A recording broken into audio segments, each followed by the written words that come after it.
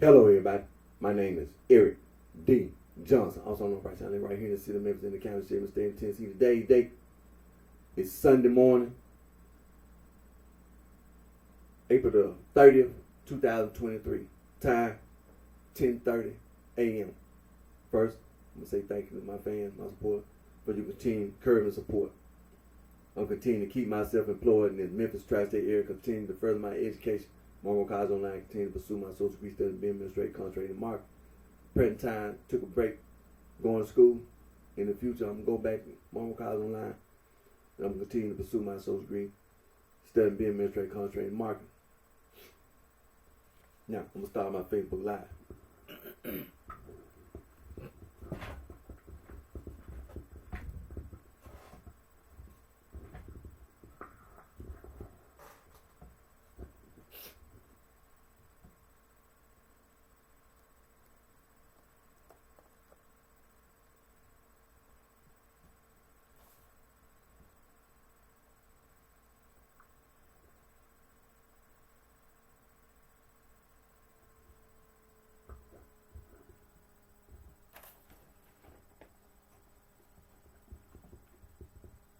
Hello, everybody. My name is Eric D. Johnson, also known as BrightShine, right here in the city of Memphis. It's in the county of the state of Tennessee. Today's date is Sunday morning, April the 30th, 2023. The time, 10:31 a.m. First, say thank you to my fans, my support, for your continued encouragement and support. Continue to keep myself employed in the Memphis tri-state area. Continue to further my education, Monroe College Online. Continue to pursue my social degree study, being administrative, contract, marketing. The present time, took a break and going to school in the very near future. I'm going to go back to Monroe College Online and continue to pursue my social degree study, being administrative, contract, and marketing. Now, what you see in front of you, anti-gang, anti-Gnostic, anti-hazing, also, and versus heresies, translated mean against heresies. Saint Irenaeus, the Bishop of Lyons, together with Saint Ignatius, the Bishop of Antioch. They wrote a 5-volume book refuting Gnosticism in the first century, proving that Gnosticism was a heresy. Also, Saint Athanasius, the Bishop of Alexandria, in the year 367 AD, in his 39th festival letter, Easter letter, banned all non-Christian writing. Saint Athanasius, the Bishop of Alexandria, together with all the other bishops in the Catholic Church, they went around and collected all that Gnostic writing that them Gnostic theologians were writing, collected it and destroyed it.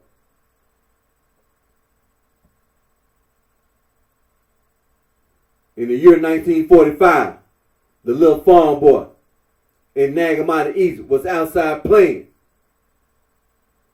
Found in Nagamata library some leftover Gnostic writing that didn't get destroyed, that them Gnostic theologians were writing. The little farm boy gave what he had found while he was outside playing, some leftover Gnostic writing that was written down on some papyrus paper, put in a jar and buried in Nagamata, Egypt. He gave it to his father. His father had to figure out what to do with it.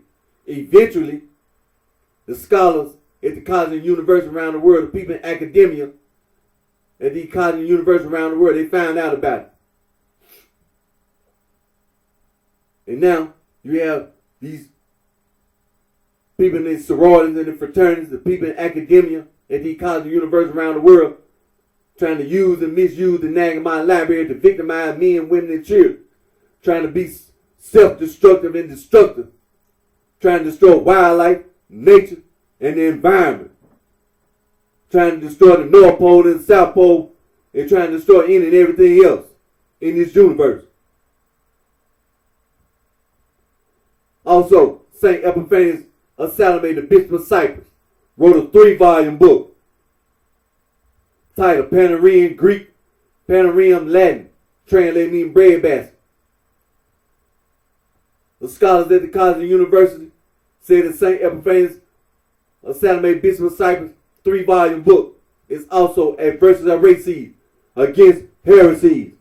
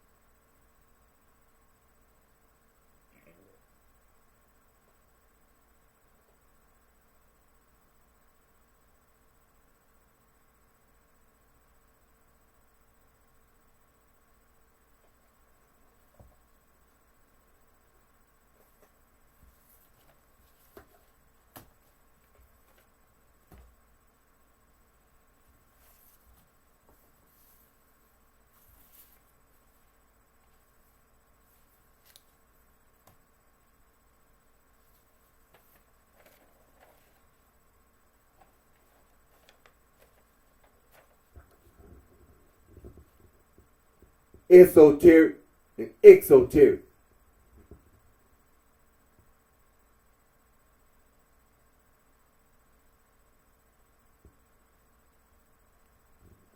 Esoteric and exoteric.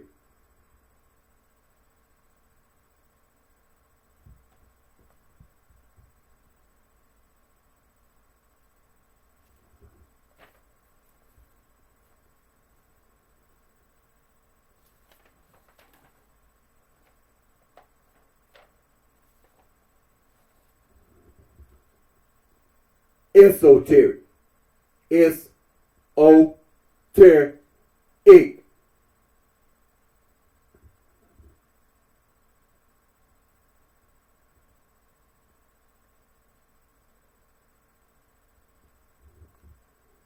Esoteric.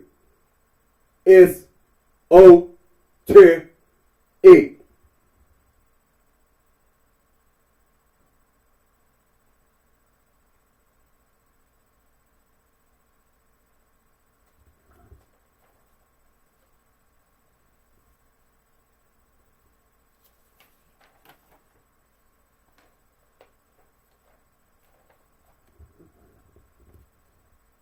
Exoteric. X-O-Ter-ic.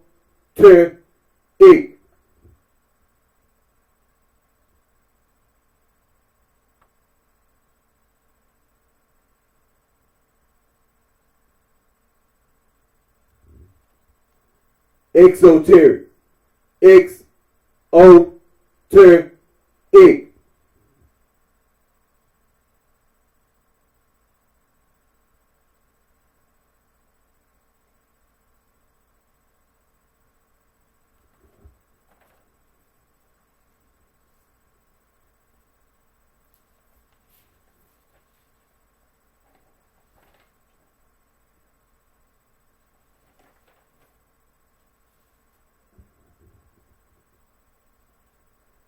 Rejecting knowledge.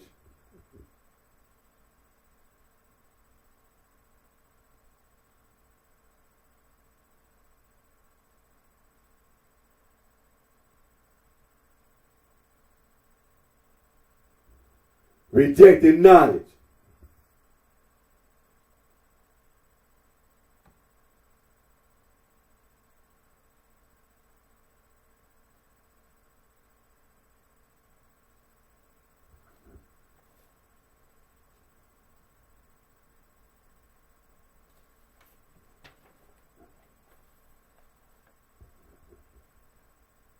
Rejecting knowledge.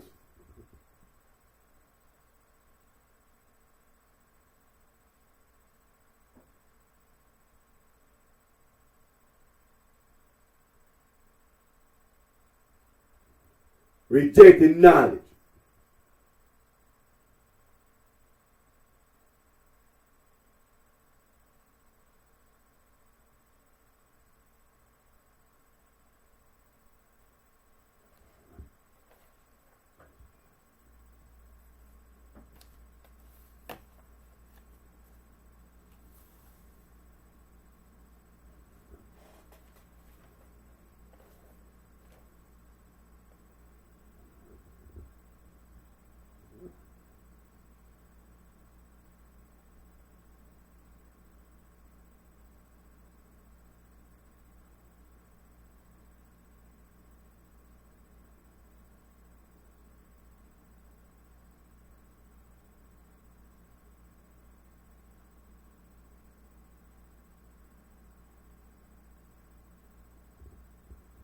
The Almighty, Vice Lord, Four Corner Hustle.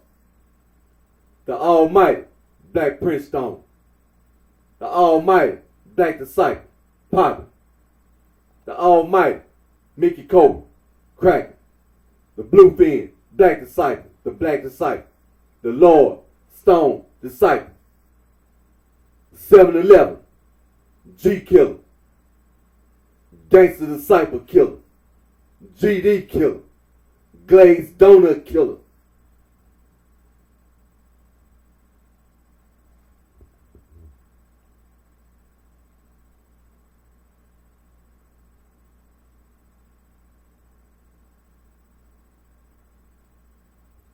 See them goofies?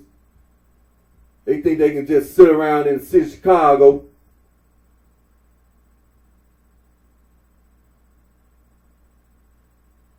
and walk around like you're getting a free ride. As if you can disrespect the conservative vice lord. Conservative vice lord don't let goofies get away with disrespecting, as well as the other vice lord factions. They don't take disrespect from the goofies.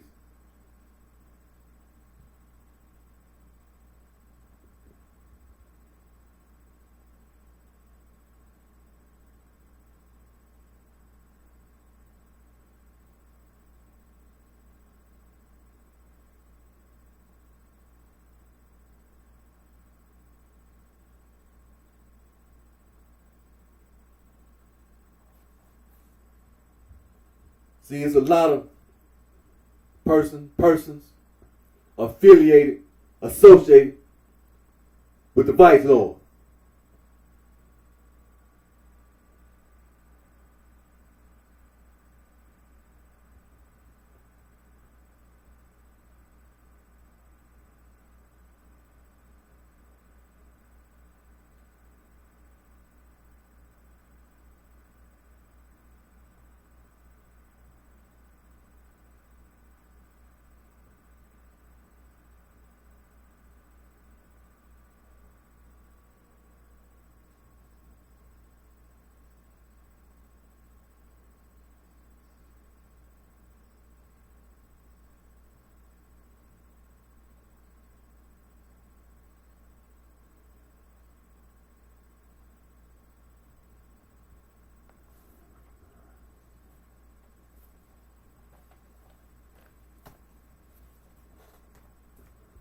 Like I said, today is Sunday morning.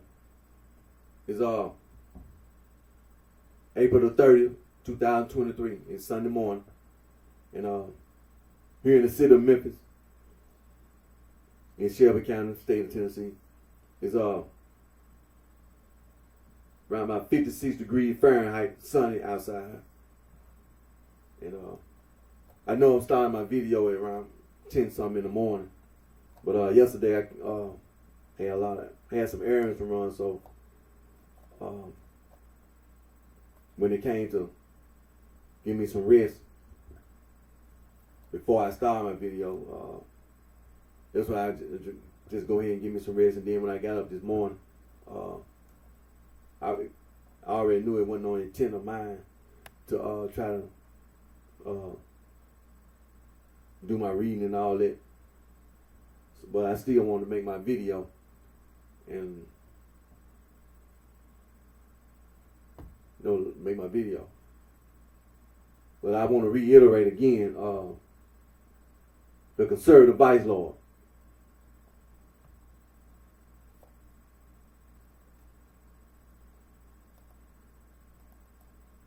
The history of the city of Chicago is important.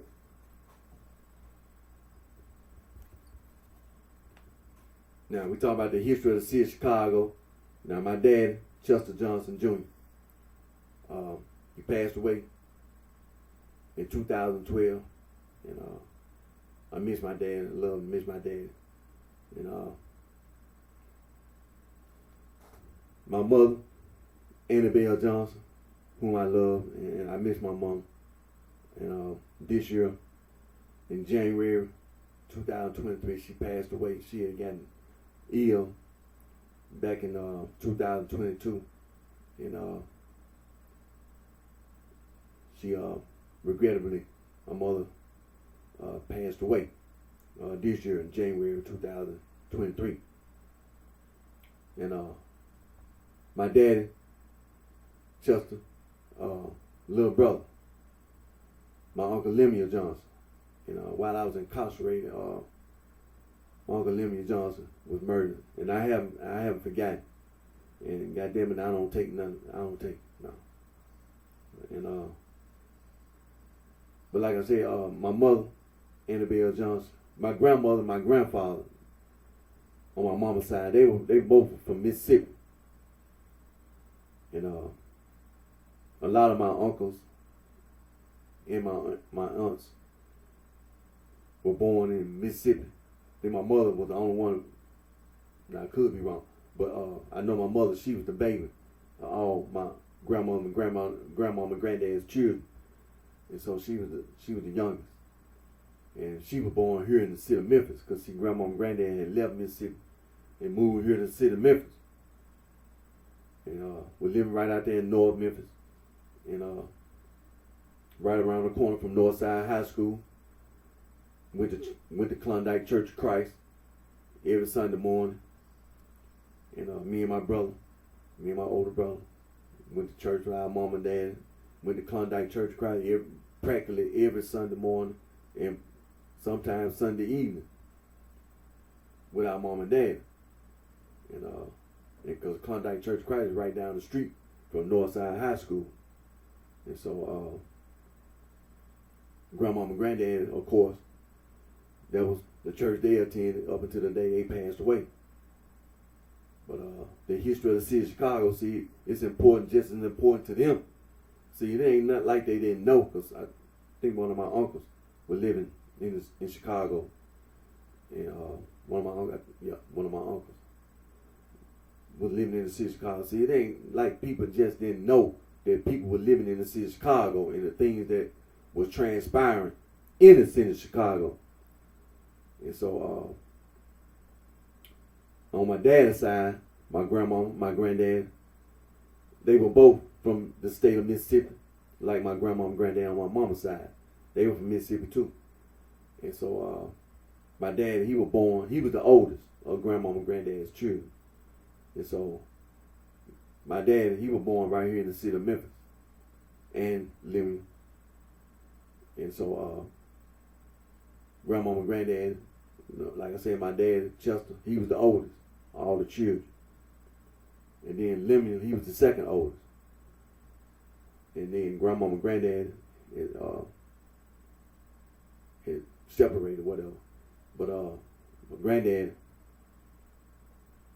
he went to, was living in Detroit, Michigan, worked at the Ford Motor Company, and he retired from that job and was living in the city of Detroit, Michigan up until the day he passed away. And, Chester Johnson Sr., because he used to come down and visit all the time. And him and grandma used to come down and visit because he remarried. And him and grandma used to always come down and visit. And if I was too young, I was too little, to try to remember. But I think Dad and Mama took me to Detroit to visit Detroit. You know, Grandmama and Granddad while he was still alive. But Granddad, he used to, Grandmama used to come down here, right in his house, and come down and visit. And my grandmama, she had another son, my Uncle Walter, was living in the city of Chicago. And see, I remember going to visit my Uncle Walter and his wife and my cousin and everything before he passed away. Because they used to come down here and visit all the time too. But going to the city of Chicago, because I was little then, I was little and trying to remember. But when my Uncle Walter passed away, that's the last time I remember going to the city of Chicago, was when he passed away.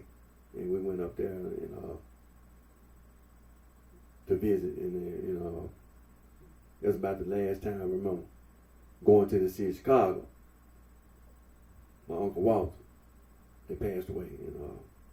Now my grandmama, she had a daughter, my Aunt Virgin May. She was living in the city of Chicago until the day she passed away. And my grandmama, she had another son, James Demo, my Uncle James Demo. And so he was living in the state of Mississippi. And of course, he used to always come and visit here, and then we used to go down to Mississippi and visit.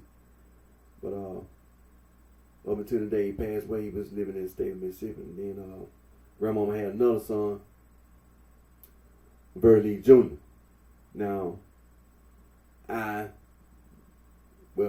and Mama, they really ain't been back to Chicago since. But my dad's little brother, my Uncle Burley Jr., he was living in the city of Chicago up until the day he passed away.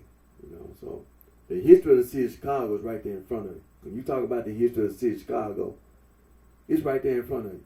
It ain't like nobody, like my dad and mama, they know about the city of Chicago. And then when it comes to my grandmama and my granddad, on my dad and mama's side, what you talking about?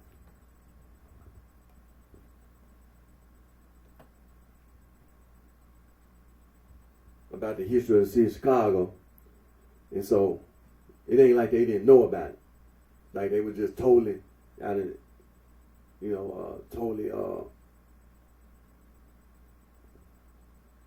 away from that whole issue. No, they knew about it.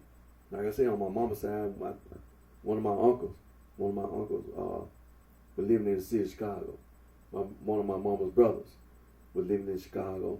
And then, of course, my dad, pretty much all of his sisters and brothers, except my Uncle Lemuel, who was living down here, was living in the city of Chicago.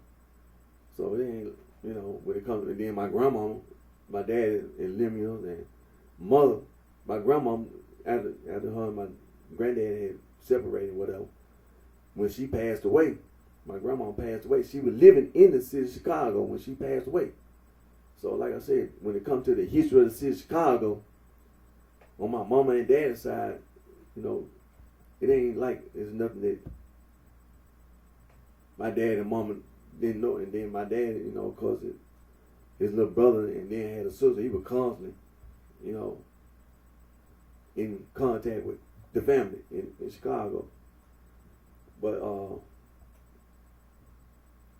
that's an important thing to remember, is that the history of the city of Chicago is important, just like all history is important. All history is important, irregardless of what it is. Just trying to remember the past. It's important. Irregardless about truth or lie, whatever. Just like the Holy Bible.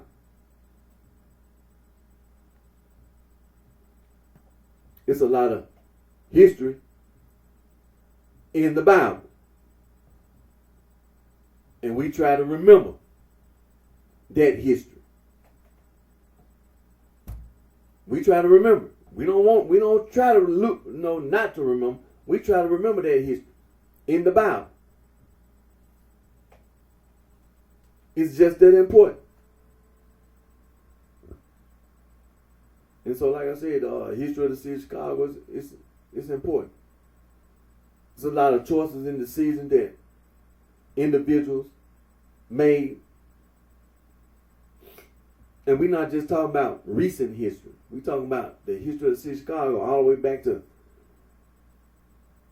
before the Civil War. It's important. The history of the city of Chicago is important.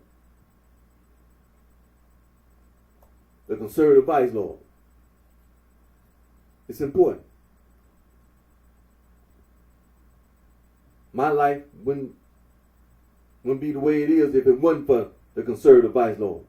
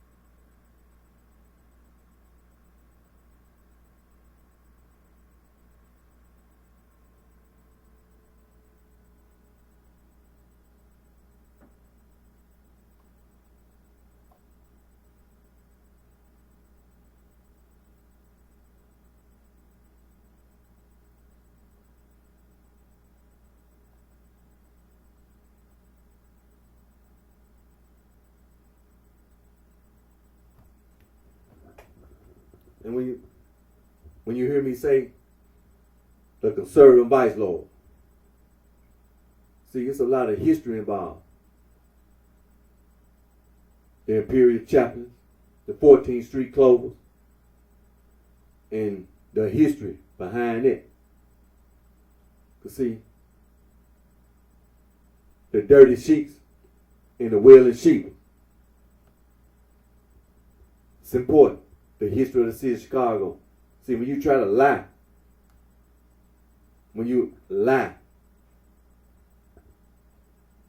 about the Nagamon Library, about Gnosticism, about their rejected knowledge,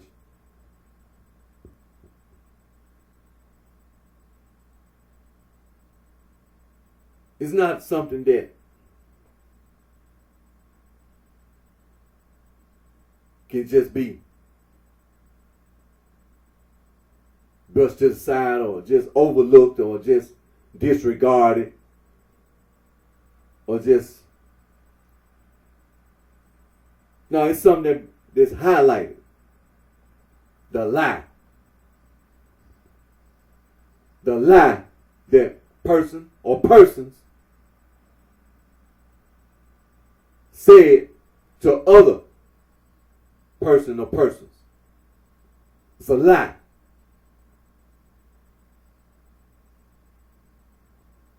The history of the city of Chicago before the discovery of the 1945 discovery of the Nagamon Library and after the 1945 discovery of the Nagamon Library. The history of the city of Chicago is important. Because when you lied, it affected a lot of people.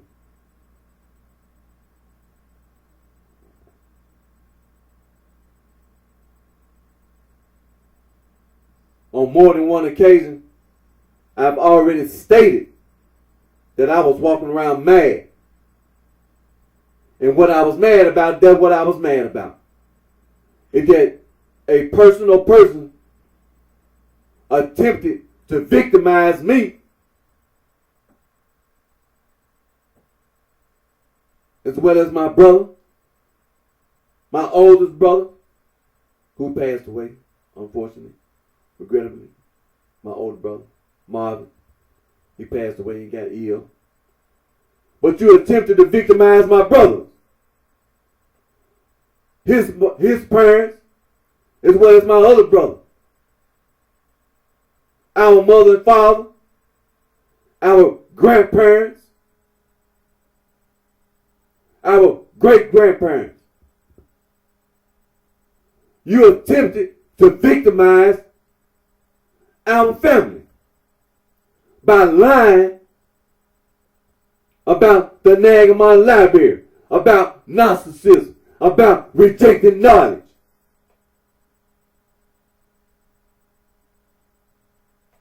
You lied.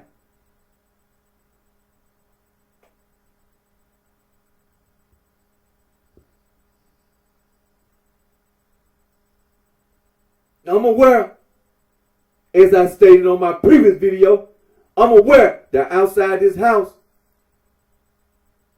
the police, the sheriff's department, state troopers, as well as other law enforcement, they walking around.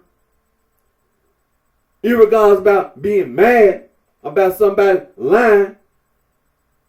God damn it, I don't forget that outside this house, the police, the sheriff's department, the state troopers, other law enforcement.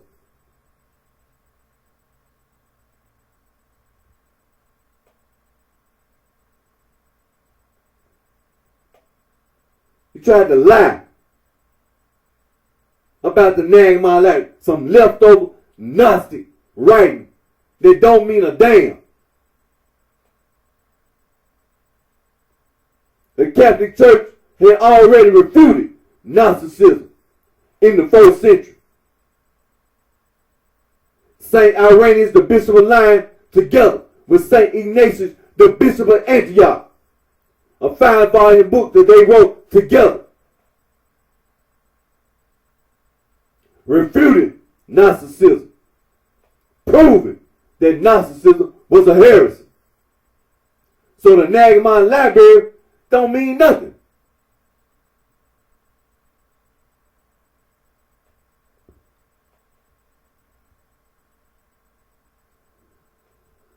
The little farm boy outside playing. That little farm boy, only thing he was doing is outside playing. Wasn't even interested, wasn't even told about some Gnosticism. Wasn't even looking for no Gnostic writing. Only thing that little boy was doing is outside playing. The Catholic Church, they was not looking for no leftover Gnostic writing. It wouldn't have made no damn difference. They had already proved that Gnosticism was a heresy. The little farm boy parents, his mother, his father, they weren't interested in no Gnosticism. They wasn't looking for no leftover Gnostic writing. They didn't send that little boy outside to go find the Nagamon Library. They just told the little boy to go outside and play. And while the little boy was outside playing, he found a jar. And inside that jar, some papyrus paper. What was on that papyrus paper? Some leftover Gnostic writing that the Gnostic theologians had wrote.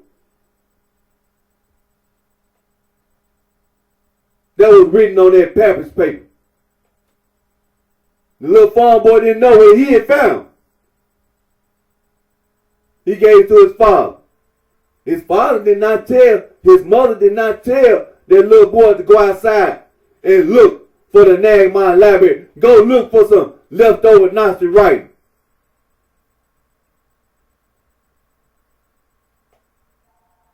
Nobody told the little boy's parents to send their little boy outside to look for some leftover Gnostic writing.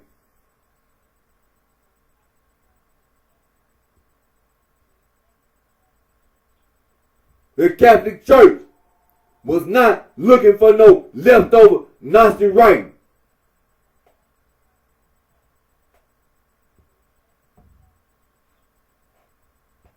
They wasn't looking for no leftover Nazi right. Wouldn't have made no damn difference. The Catholic Church already refuted Nazism. Already proved that Nazism was a heresy. Just like they'd already proved that Martin Luther was a heretic. That Protestantism was a heresy. So no matter what the Church of God in Christ say, no matter what the Methodists say, no matter what the Baptists say, no matter what none of the Protestants say, the Episcopalians, the Lutherans, it don't make no damn difference what you say. It's a heresy. Including the Church of Christ. Don't make no difference what you say. It's a heresy. The Catholic Church is the one and only church. That's the only thing that matters. The church that was founded by our Lord and Savior Jesus Christ, the Son of God, taught his 12 disciples. And because his 12 disciples, they went around and established the Catholic Church. They didn't establish no Church of Christ, no man-made church.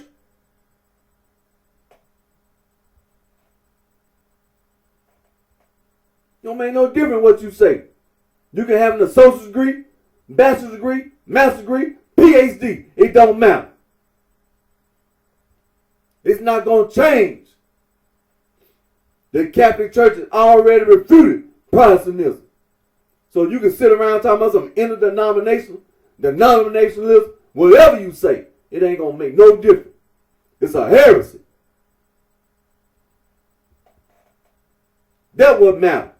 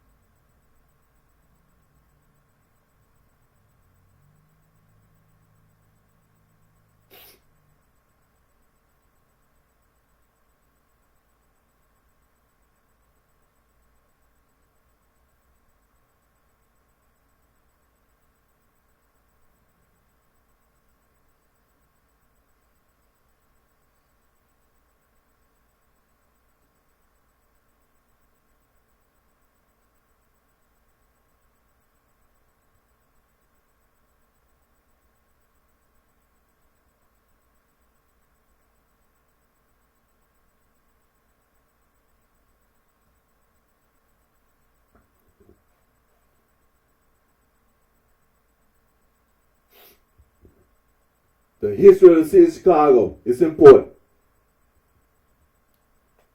Just like Catholic Church history. It's important. It's important. It should never be overlooked. It's important.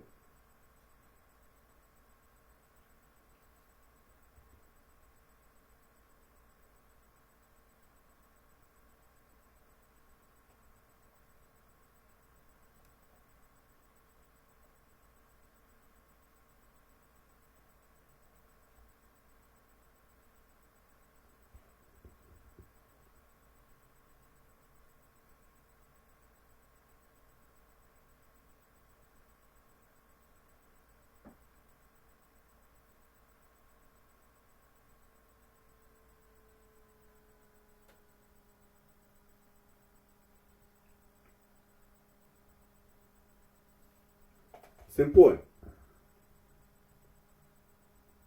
The history of the city of Chicago is important. It affected a lot of people. Now, before the 1900s, that history is Jim Crow. Jim Crow started after the Civil War. Once the Civil War ended in the year 1865, Reconstruction, which really started before the end of the Civil War in some places. But once the Civil War ended, Reconstruction was in place. And it was not a failure.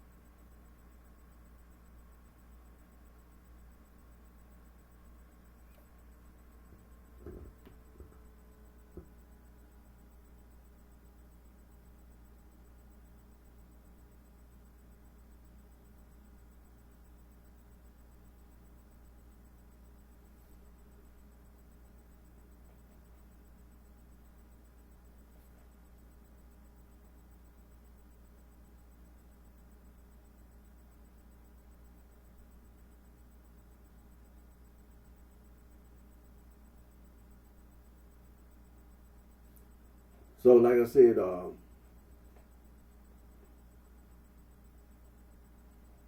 the history of the city of Chicago before the 1900s, we had to deal with the Civil War, of course, and the aftermath of the Civil War, Reconstruction, and with Reconstruction, the resistance, white resistance in the South to Reconstruction.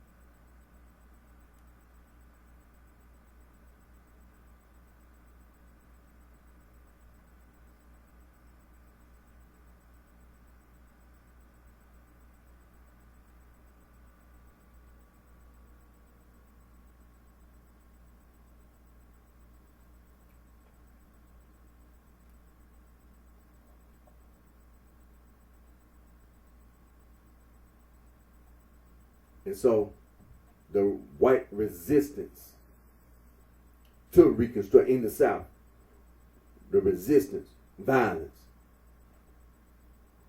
and because of that violence, Jim Crow. So this is the before the 1900s.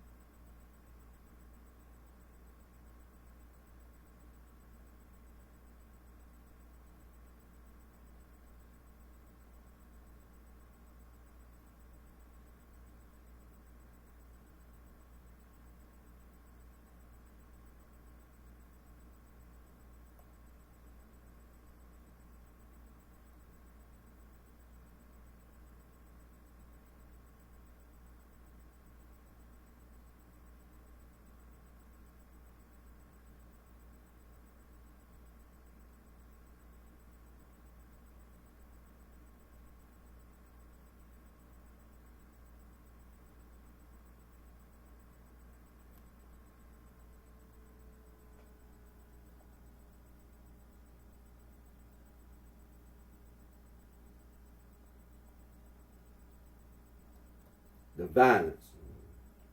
And because of that violence, the Reconstruction really ended in the South. And what took place in the South affected the United States all over, with the political parties. So it affected the whole United States, the end of Reconstruction. Because behind Reconstruction came Jim Crow. And we know about the Dred Scott court case, which was a spark for the Civil War. The Dred Scott case to abolish slavery.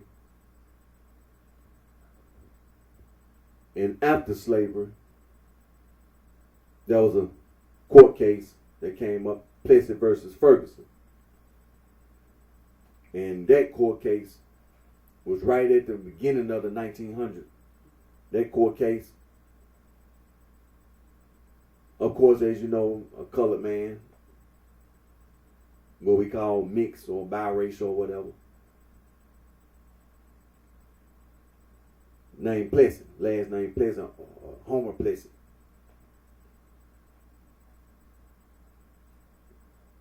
In the state of Louisiana, got on a railroad car that was supposedly meant for whites only. And so this man being colored, being mixed or biracial or whatever, got on a whites only railroad car, and which was a crime. You can either pay a fine or go to jail. Well, the case eventually, it started in the state of Louisiana, and it went to the state court, and eventually it ended up in federal court. Now see, this is a court case that affected the whole United States. Eventually, when it went to federal court, all this about separate but equal. And eventually what the court decided in the majority that separate but equal became the law. Became the law. Separate the blacks, separate the whites, separate the Africans and the Europeans and whatever, and anybody else. Separate any and everybody by race, by skin color.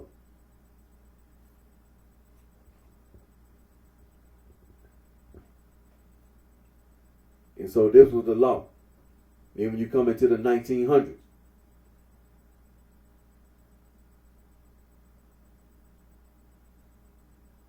now that Jim Crow was in the law, you come into the 1900s, and this separate but equal was the law nationwide because it was federal, state, and local. You come into the 1900s. When you come into the 1900s, like I said, Jim Crow was in place, and despite that, black / African Americans move from one place to the next. Like you might move from one city to the next in the same state, or you might move to another state, the state next door, or you might move to a completely different other state.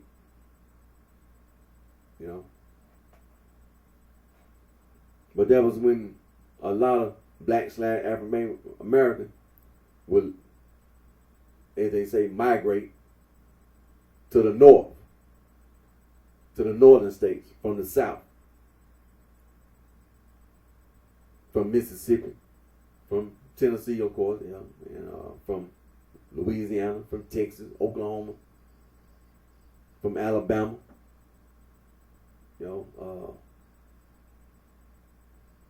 Even some of the other states like Florida or maybe Georgia or North or South Carolina.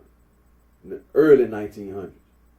The early 1900s. We talking about 1900, the year 1900, 1905. that period of time, it was said that it was a migration to the north.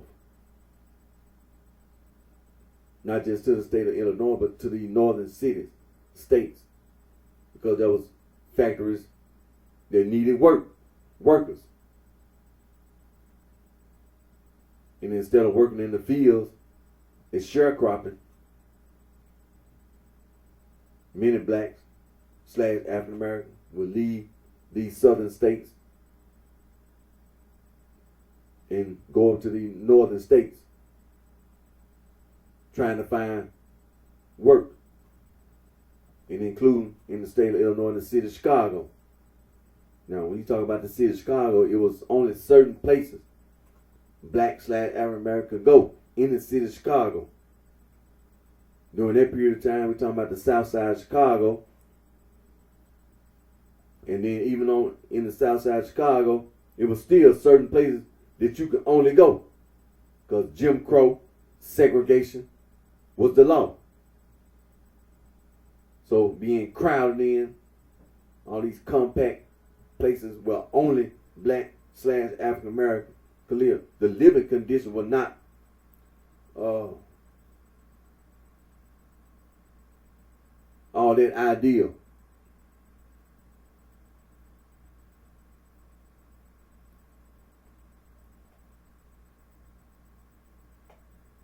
And having to leave one undesirable condition and then having to travel, that was not no easy consideration. I mean, you had to take some planning on it. During that period of time. Jim Crow was allowed. I mean, killing a black man, white or black woman, or even a black child. I mean, killing black people was just, it wasn't no such thing as being a crime. And talking about you gonna just go around traveling, that wasn't no easy thing to consider. Cause you can get killed. And it wasn't no ideal method of travel for no black / African American. Because black / African American were not rich. They were poor. It ain't like you had no whole lot of black / African American had no car. Didn't even have a horse or anything else. They talking about traveling. Talking about leaving Mississippi in 1900. Talking about leaving the state of Louisiana or the state of Alabama, deep south. Talking about leaving Texas in the deep south in 1905.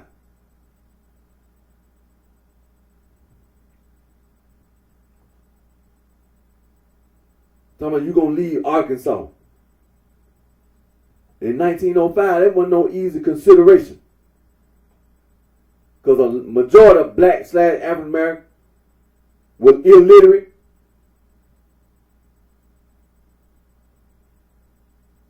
And poor. So talking about traveling, that's not no easy consideration. For a lot of black / African American, talking about a woman, that's not no easy thing for no woman to be talking about going around talking about you gonna leave Arkansas and you gonna go to Chicago in 1905. Jim Crow was the law. Segregation was the law. Yeah, key.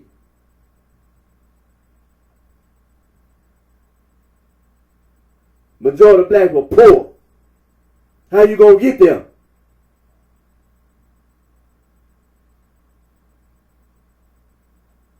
See, when we talk about these things, we have to be realistic. Talking about migrating from Arkansas, from Alabama, from Mississippi, from Louisiana. It ain't no easy thing What you gonna do? Jump on a train? It's segregation.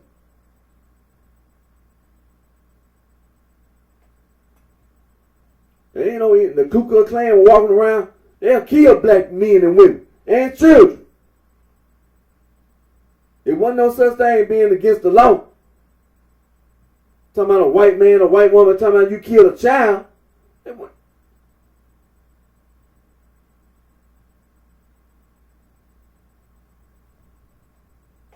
We have to be realistic.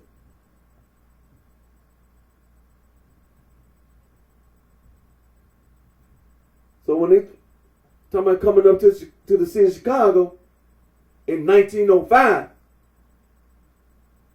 and where you gonna go to? Where you gonna go? What you know about the city of Chicago? What? Or the state of Illinois? Where you gonna go? It was only certain places, blacks, even in the north. It was segregation.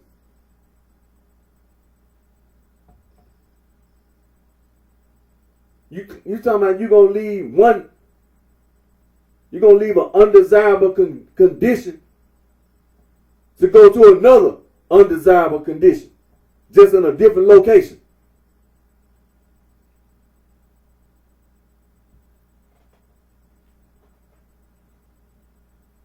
There wasn't no easy consideration.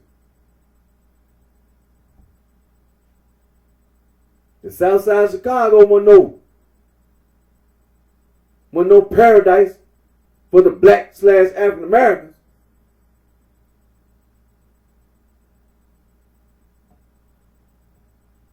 Because it wasn't in 1905. There wasn't no ideal place to live for no black/African. And then what you gonna do when you get to Chicago? What kind of job you think you're gonna get? In 1905.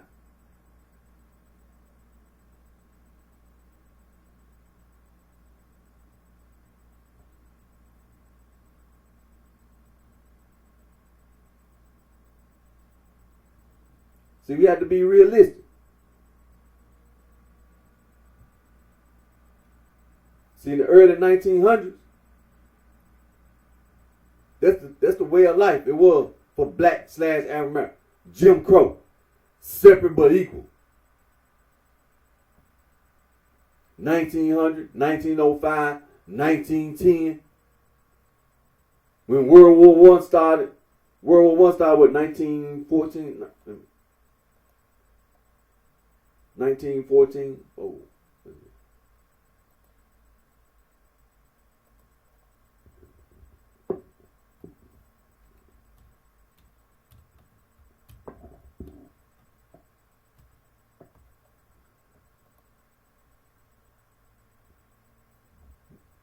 1914, and it lasted to 1918.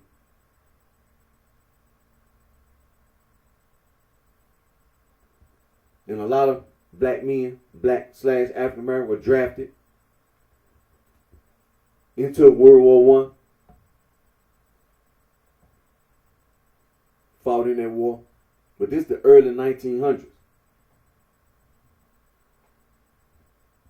Now, when World War I ended in 1918, we still talking about the early 1900s. And you know, during this period of time, because of the Freedmen's Bureau, we had a lot of historically black colleges and universities, which pretty much started after the Civil War.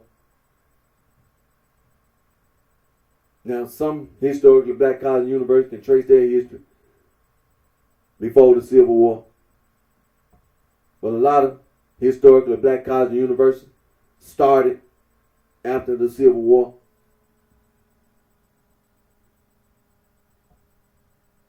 Because of the Freedmen's Bureau, a lot of philanthropic, charitable organizations were started. And specifically, they were started to aid the freedmen, the black/African Americans, who were former slaves.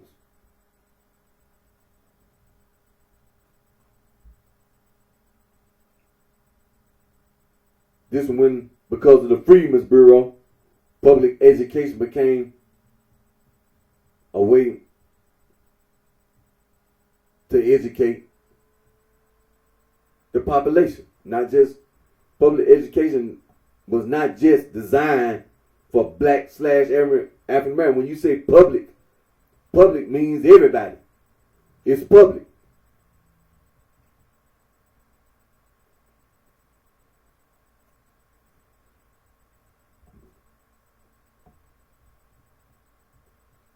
Public education, taxpayer dollars,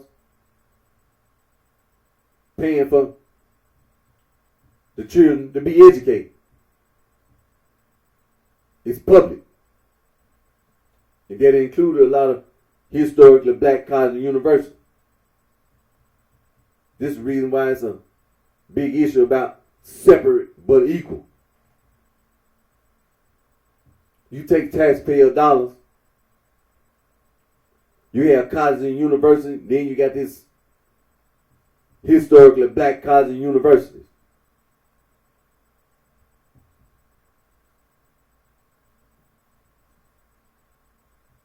A lot of historically black colleges and universities were dependent upon charitable donations to exist, like they do today. They depend a lot on charitable donations. There's a lot of debate about equality, equal rights, taxation. There's a lot of debate.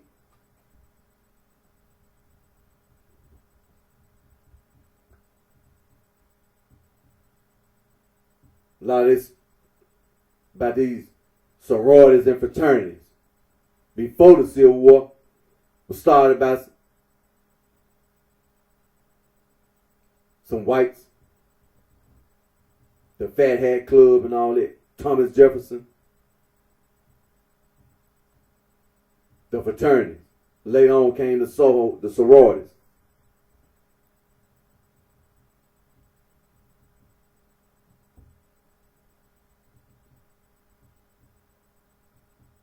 See, these things were done before the 1945 discovery of the Nagamon Library.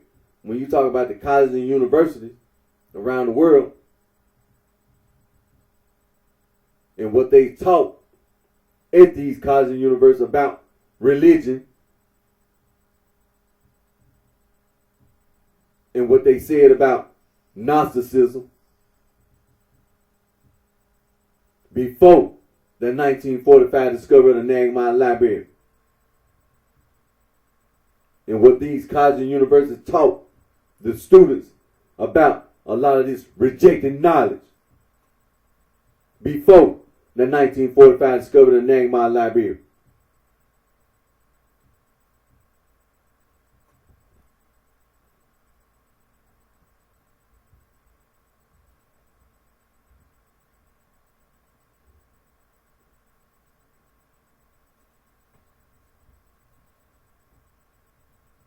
The early 1900s, see, a lot of these so-called black / historical black colleges and universities, there are a lot of these black / African American students every year attend these colleges and universities, earn their associate degrees, bachelor's degrees, master's degrees, PhDs, as well as black / African Americans at these other colleges and universities up until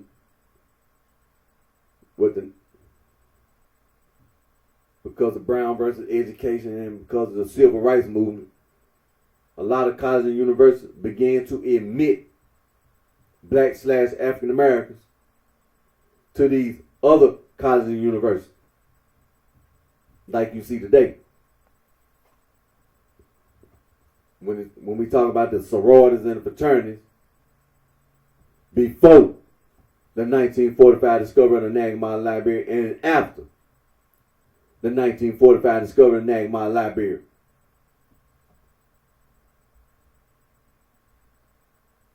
The NAACP, the National Association for the Advancement of Colored People. Before the 1945 discovery of the Nagma Library, the Urban League. Before the 1945 discovery of the Nagma Library, as well as after the 1945 discovery of the Nagma Library. Many other men and women who earned their degrees at these historically black colleges and universities, as well as at these other colleges and universities, have worked at the NAACP and the Urban League, as well as these other organizations.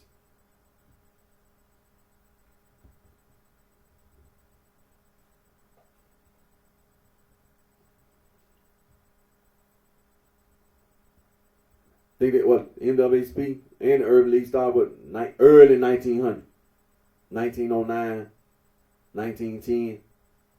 NAACP was first. I ain't got to guess.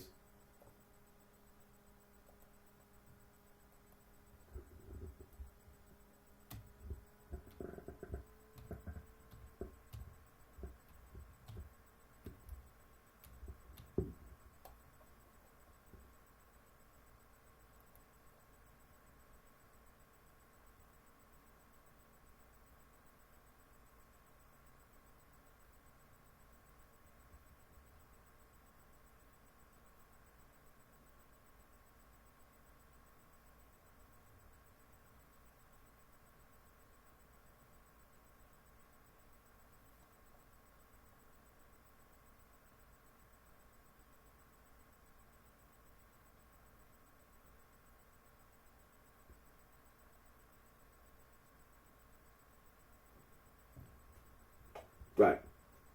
February the 12th, 1909 in New York City. The NAACP started. And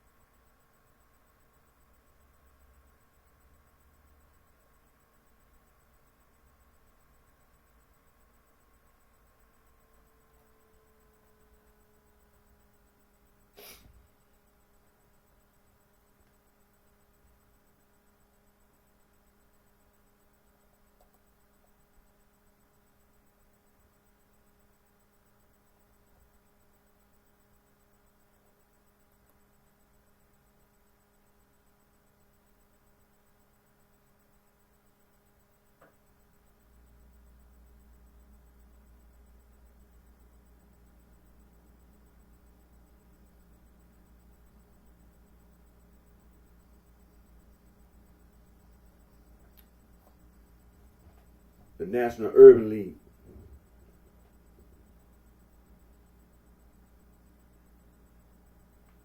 Civil rights organization founded in 1910. Founded in 1910, headquartered in New York City.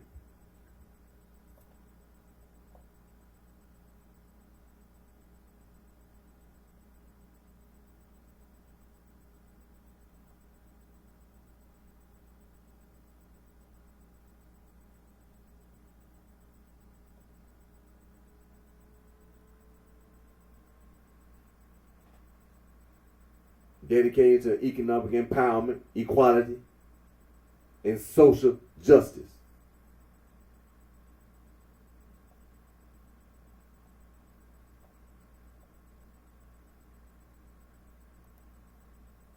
When you hear people talk like that, you can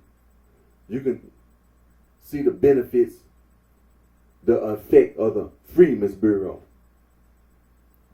You can see it. When you hear Black / African Americans talking about economic empowerment,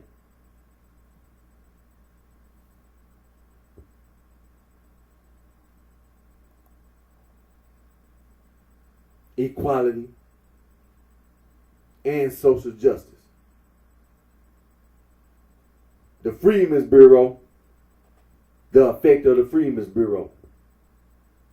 See, this is one of the things that you can see the difference between when Dred Scott court case, Dred Scott himself and his wife, they wasn't literate enough for them to stand up for their rights in a court of law. When you talk about the Plessy versus Ferguson court case, this was now the Freedmen's Bureau had been established, and you can start to see the effects of the Freedmen's Bureau. Plessy could read, possibly could read and could pronounce his pronunciation.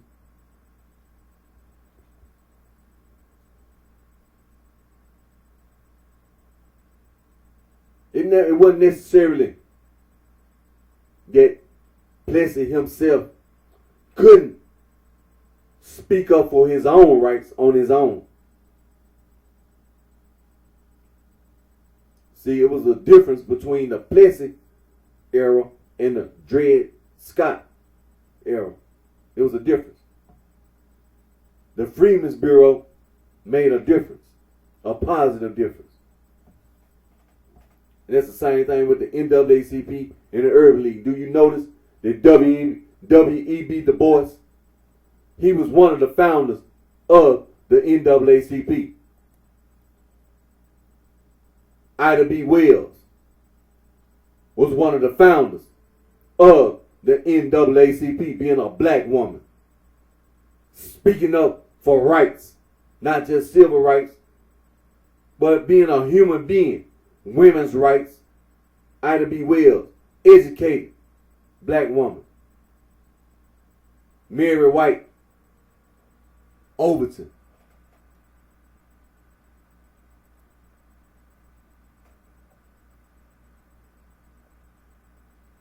Who else? Emil G. Hirsch, Mary Church Terrell, Henry Moskowitz, William English Walling, Moorfield Story, Oswald Garrison Villard, Archibald Grimke, Lillian Wall.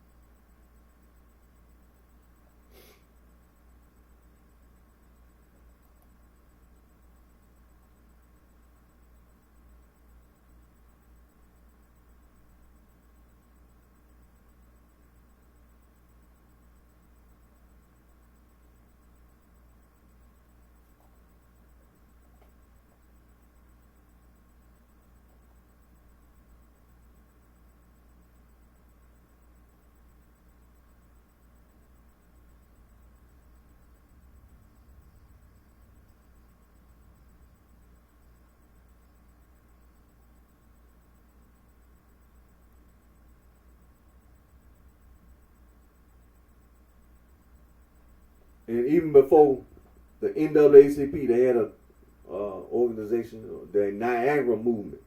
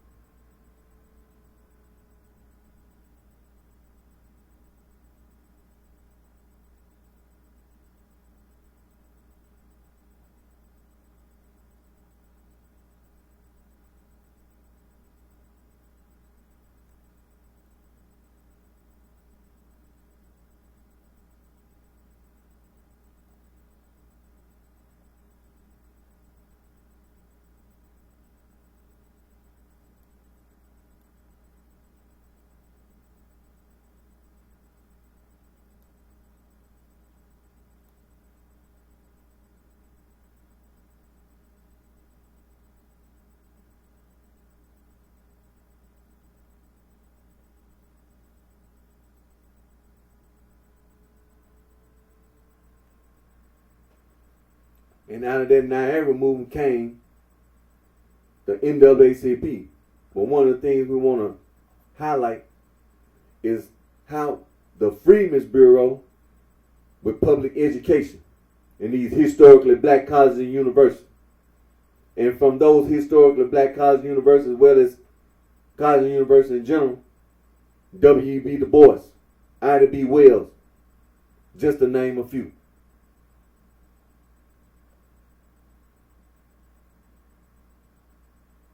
First they started with the Niagara movement.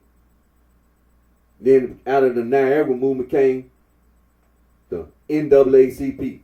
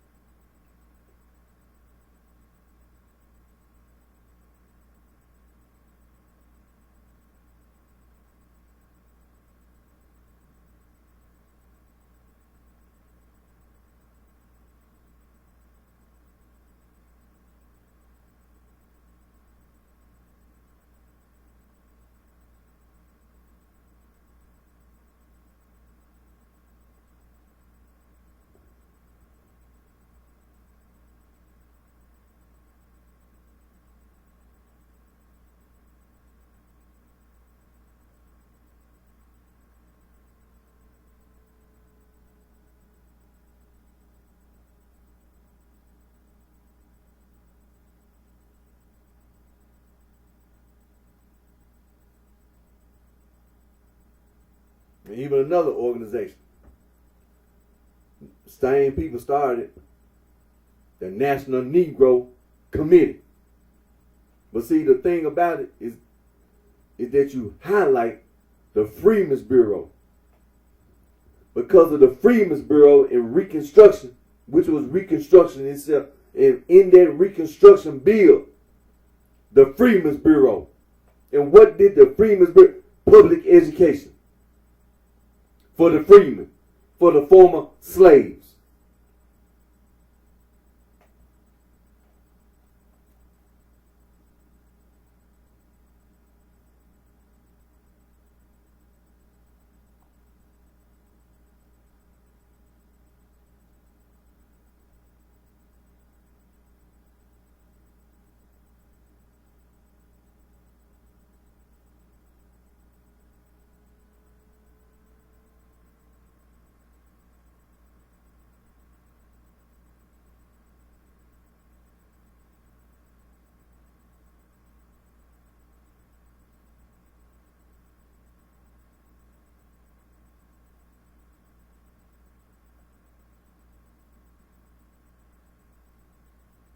And see, this is the reason why it's important to, when we talk about the city of Chicago, the early 1900s.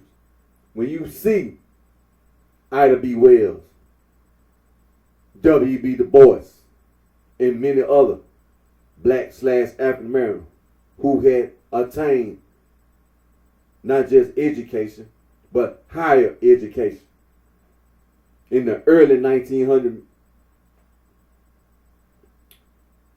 what you talk about this sorority and fraternity. Many of what you call these sorority and fraternity, historically black college universities, was started in the early 1900s. When you talk about gang, a lot of these white European Americans living in the state of Illinois, living in the city of Chicago, the gang. When you see black/African Americans in the city of Chicago, in the state of Illinois, as well as migrating black/African Americans leaving the South, coming up north to these northern cities, coming to the state of Illinois, coming to the city of Chicago. You talk about the gang.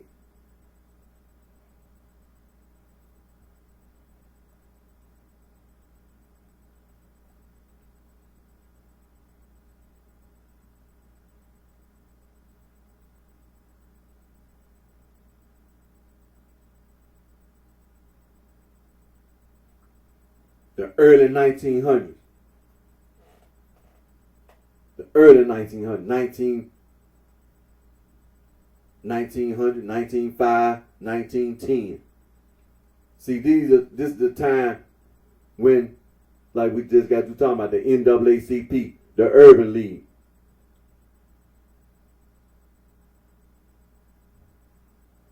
Was started. But the thing about it, they were educated. Black / African American. They had education. Not just elementary or junior high or high school. They had college education.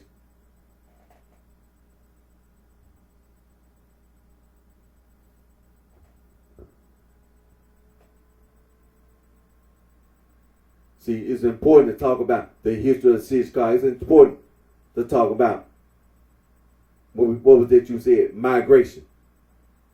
Who was it that was coming up to the city of Chicago? Well, it wasn't just poor black / African American. You had a lot of black / African American with education. Living in Tennessee, Arkansas, Alabama, Mississippi, Louisiana, Texas, Oklahoma, Kentucky, Missouri, coming to the state of Illinois, coming to the city of Chicago, on the south side of Chicago. Because being on the other side of Chicago, north side, east side, west side, that wasn't even a consideration. In the early 1900s, that wasn't even a consideration.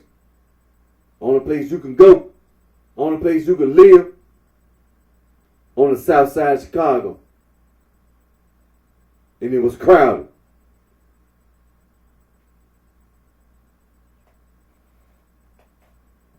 There wasn't no ideal living conditions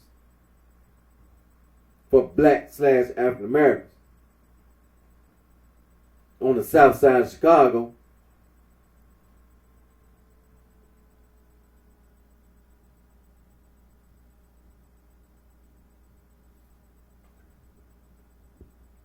But the early 1900s, the city of Chicago, you come up to the World War I. Lasted from 1914 to 1918.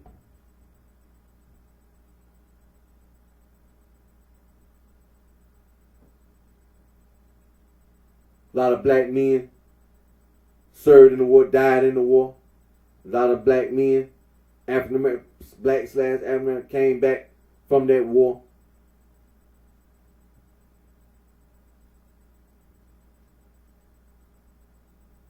And there was still a migration coming up to the city of Chicago.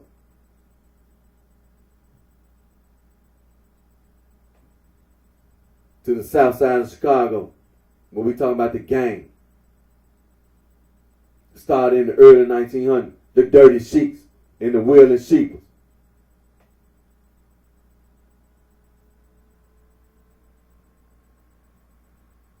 Started in the early 1900s. The Dirty Sheiks and the Wheeling Sheepers. Life on the south side of Chicago. If it was any type of employment, service job, shoe shining, being a butler, being a maid, being a janitor,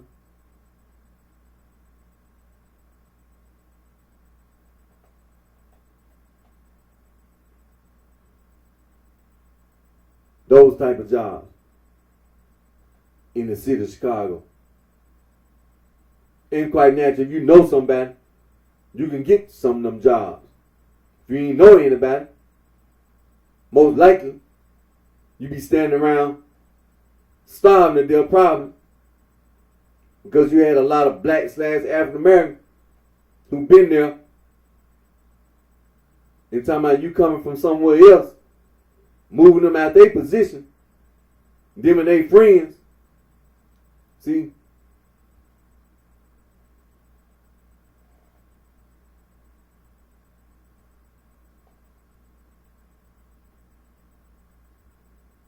Talking about you gonna be a maid and you gonna be going around these white people being a maid.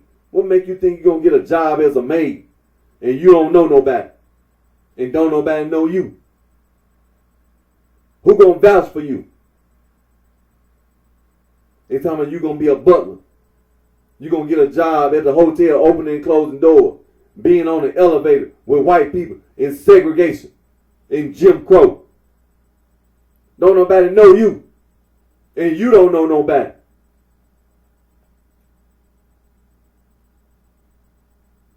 There ain't nobody to vouch for you. And you come up to Chicago from somewhere else with this big dream. You probably end up getting killed by some of the blacks. If anything, by the whites. You probably get killed. You don't know nobody. And don't nobody know you. See, this is what the dirty sheets and the wailing shivers did. And all those who they tried to fight them, like the dirty sheets and the wailing shivers, they lasted. They outlasted others who attempted to fight against them. They outlasted them.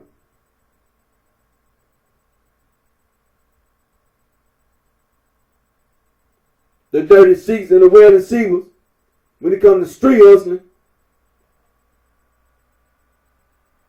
it was the dirty sheets and the wailing shivers.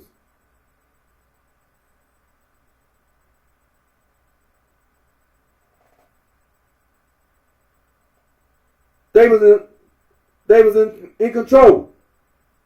Street hustle. You go to the pool house, shoot pool. You want to shoot craps. You want to play poker. Anything got to do with some money. The dirty sheets and the wailing shivers, they was in control. Gambling. Prostitution. Drugs.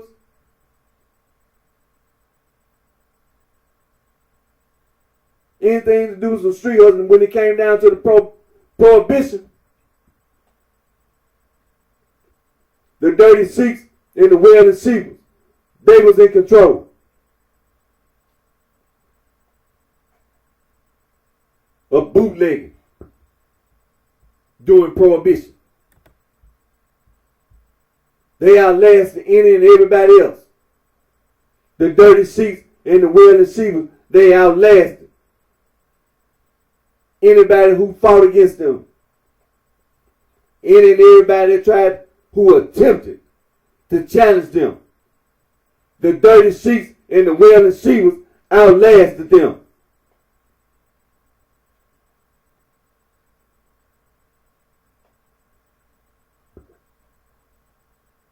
The dirty sheets and the wailing shivers, they was in control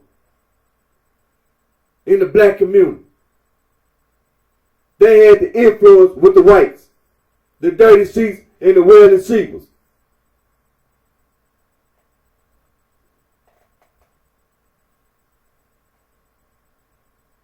You go past World War I, you come into the 1920s with prohibition. And this thing about migration. Like I said, you come into the south side of Chicago, you want to come into no wealthy community. You know, poor, black / African Americans. Now, some of these factories during World War II were operating to produce products for the war. If you wasn't in the military, if you didn't get drafted to fight in World War II, Them factories were up then.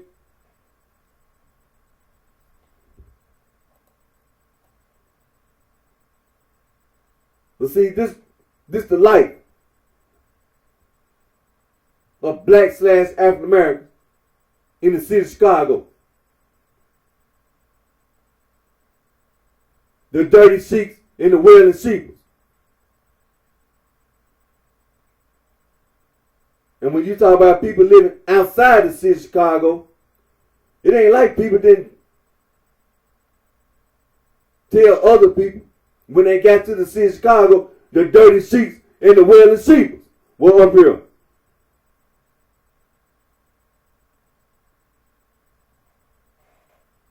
Because them historically black colleges and universities, them sororities and fraternities,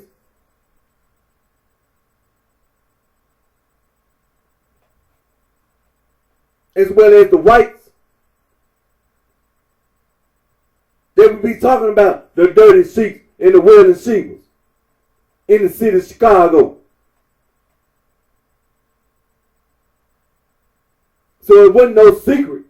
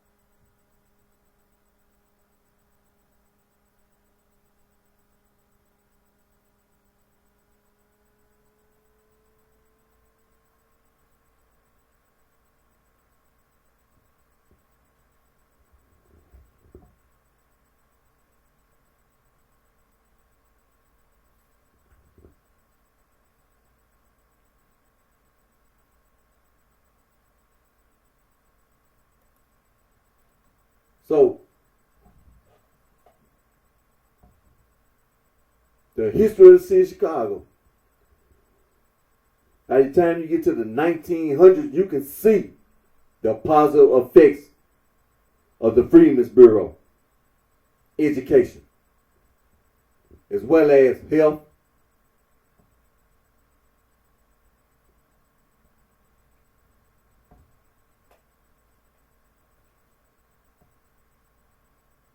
you can go from there with economics, jobs and whatever, civil rights, human rights, the Freedmen's Bureau, the positive effects even today.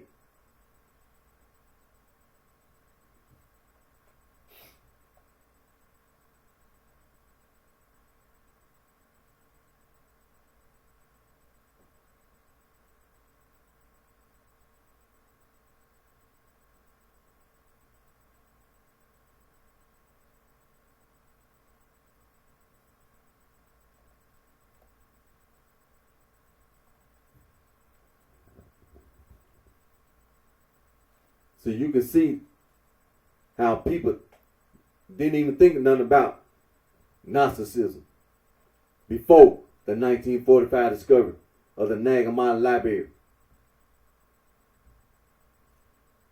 You can see it. People didn't think the way you see people try to think and try to think with this 1945 discovery of the Nagamon Library.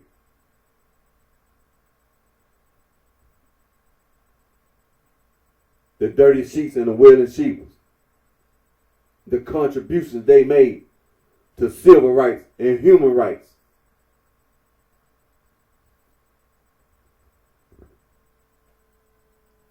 Should never be overlooked. The dirty sheets and the willing sheepers should be acknowledged and recognized for the contributions they made to civil rights and to human rights.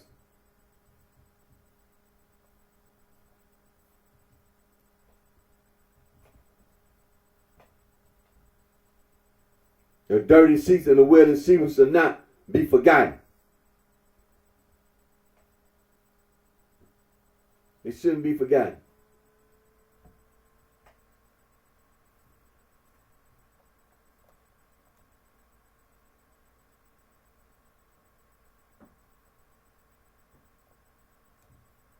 Because the conservative vice lords,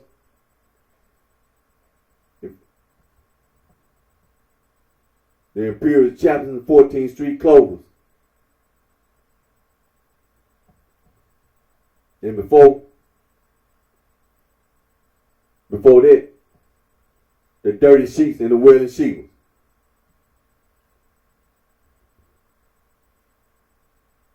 The dirty sheets and the willing sheepers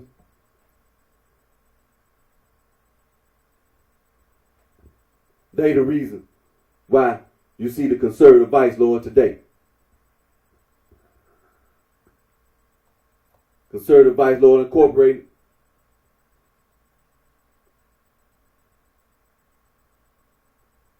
it's going to rebound.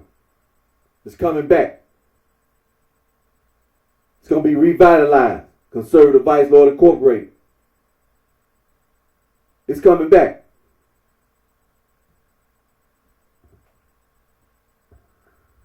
You don't get away with lying.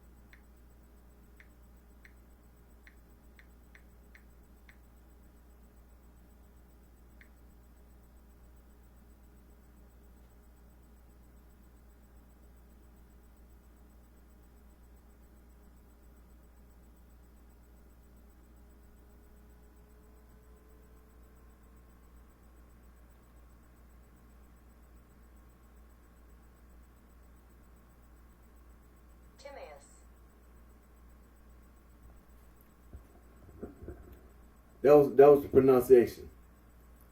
Timaeus. We want to make sure we know the pronunciation. There wouldn't be no excuse to be talking about a book and you don't even know how to pronounce it. So we we know how to pronounce it because we go look up the pronunciation. Timaeus. That is the way. That's the proper method of pronouncing the book. The Timaeus. Do that again. Timaeus. Timaeus.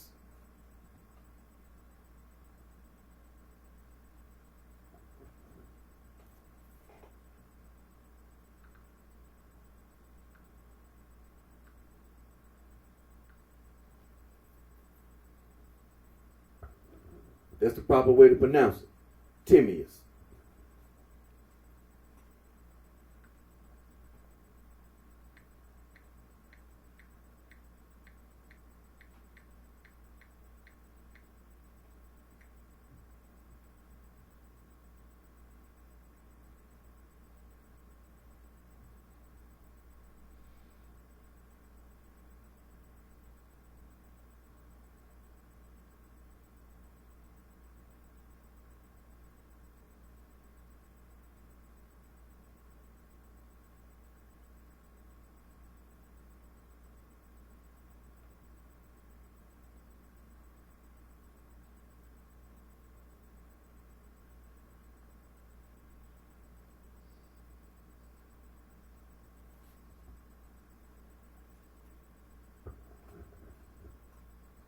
Well, we'll use Wikipedia to make sure you see what we're talking about. The Timaeus.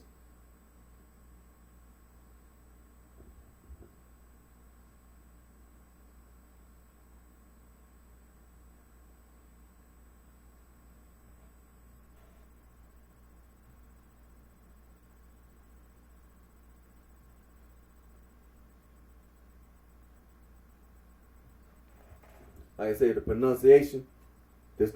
We went in and looked up the pronunciation. Timaeus.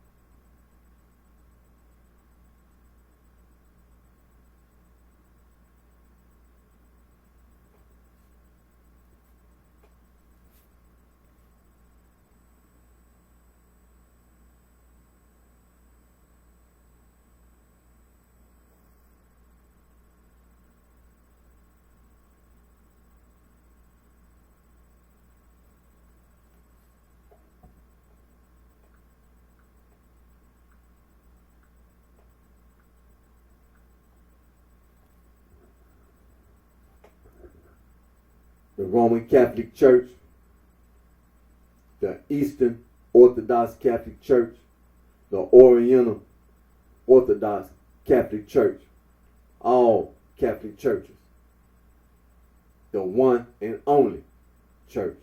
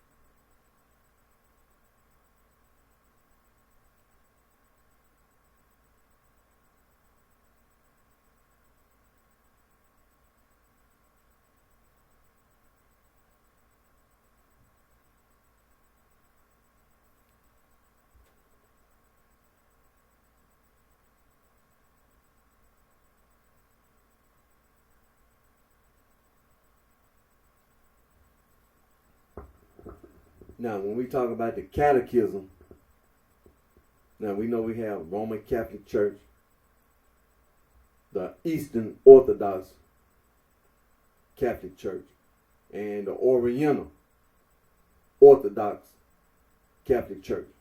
Now, this is the catechism for the Orthodox Church.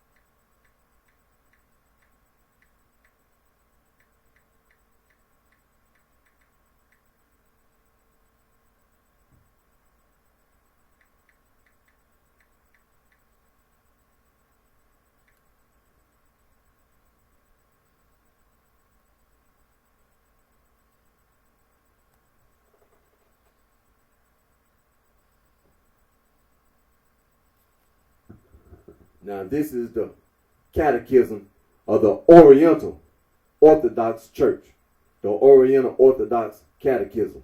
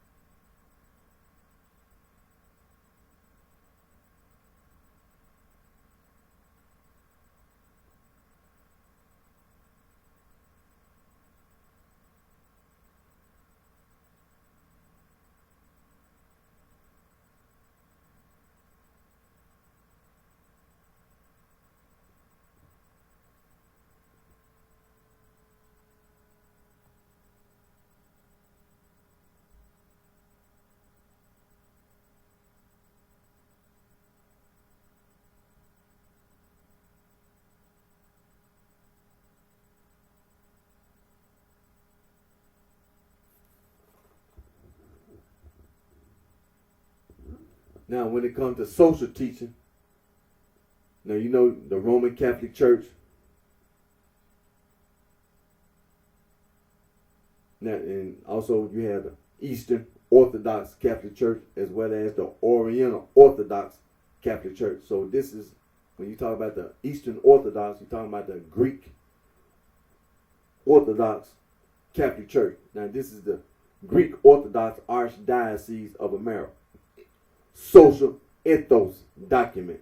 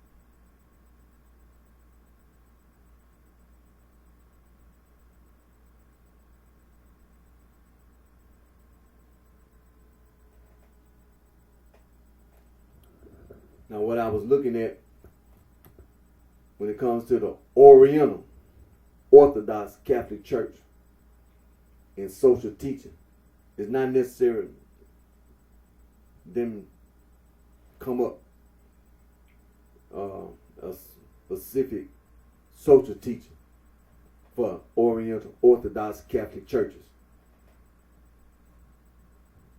All right, so when it comes to social teaching, the Oriental Orthodox Catholic churches, like I said, I looked it up and I'm still looking it up, and as far as it didn't nothing come up in the search for no Oriental Orthodox Catholic Church social teaching.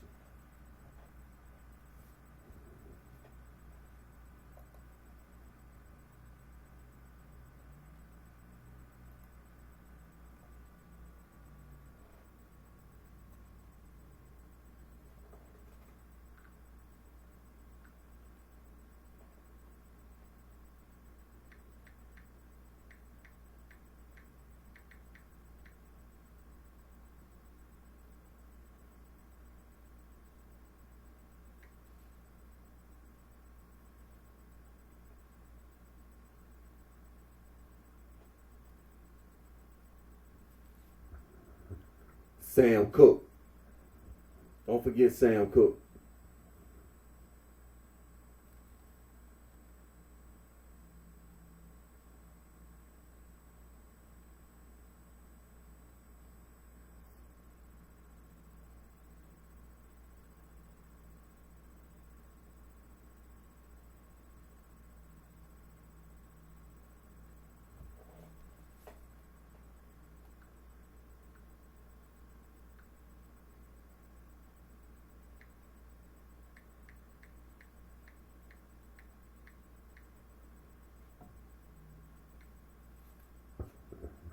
Because when it comes to Sam Cooke,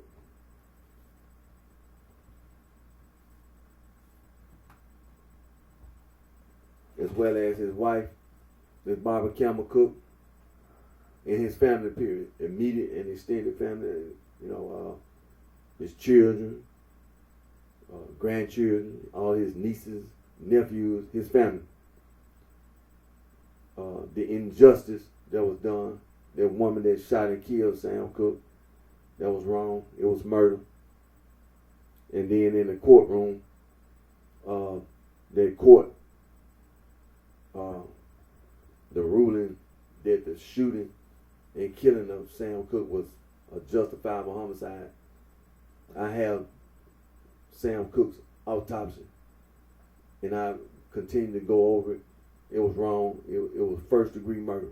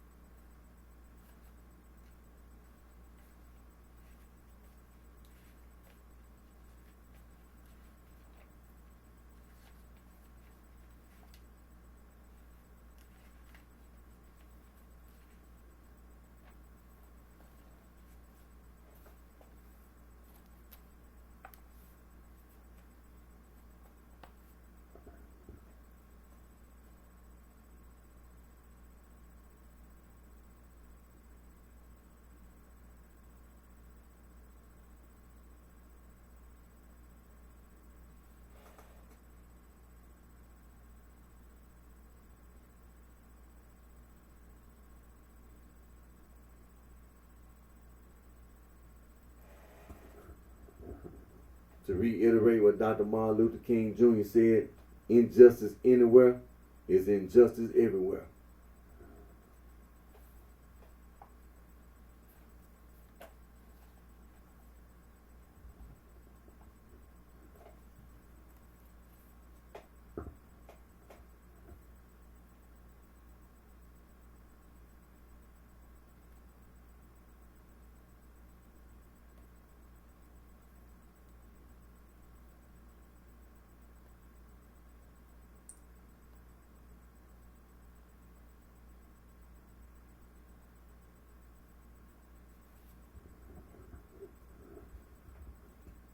and King Von was shot and killed. And don't forget King Von.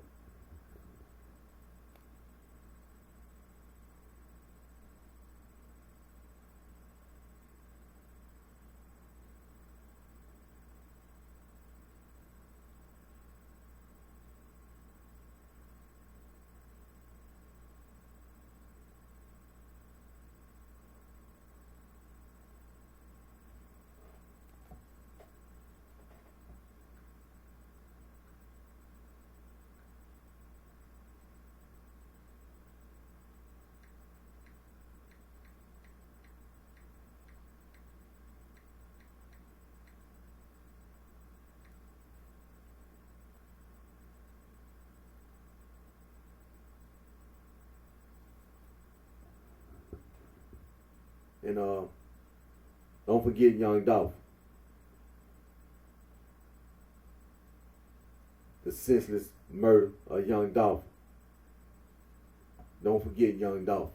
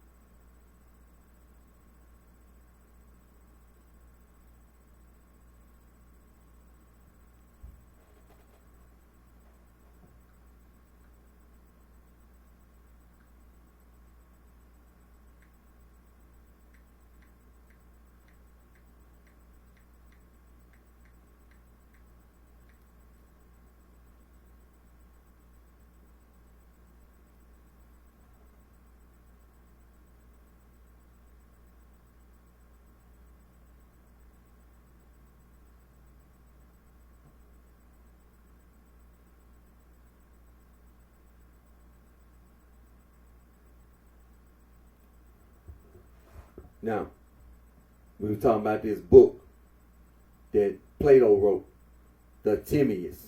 And again, the pronunciation for the book is, I looked up the pronunciation.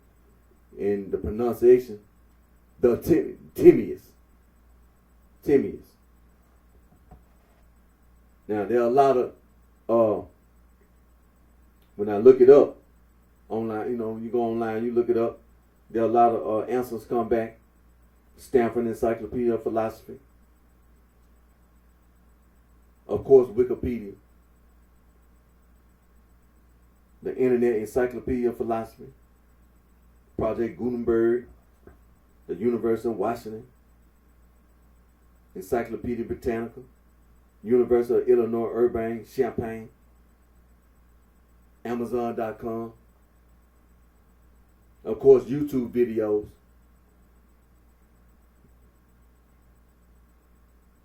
The Boise State University. The JSTOR. Who is this? Eric Gerlach. Notre Dame Philosophical Review. Hobart and William Smith Colleges. Brill.com.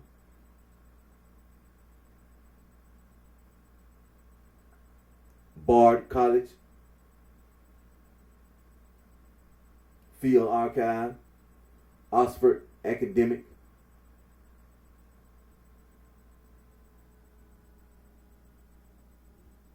Cambridge University Press and Assessment, D. Gruther, Burnmauer Classical Review, Oxford Bibliographies, Field Papers, dsunodac.edu, Hackett Publishing, the Mershon Center, Project Muse, The Collector, Amazon.com, National Institute of Health, Springer Link, Epic Magazine, UW, University of Wisconsin-Madison, ThoughtCo, College of the Holy Cross, Great Thinkers, Binghamton, Taylor Francis eBooks,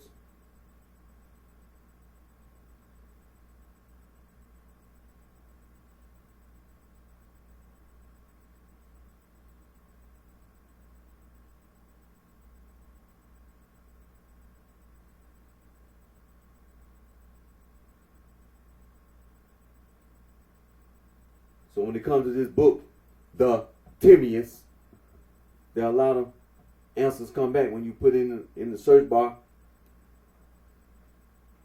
You get a lot of answers from a lot of colleges and universities.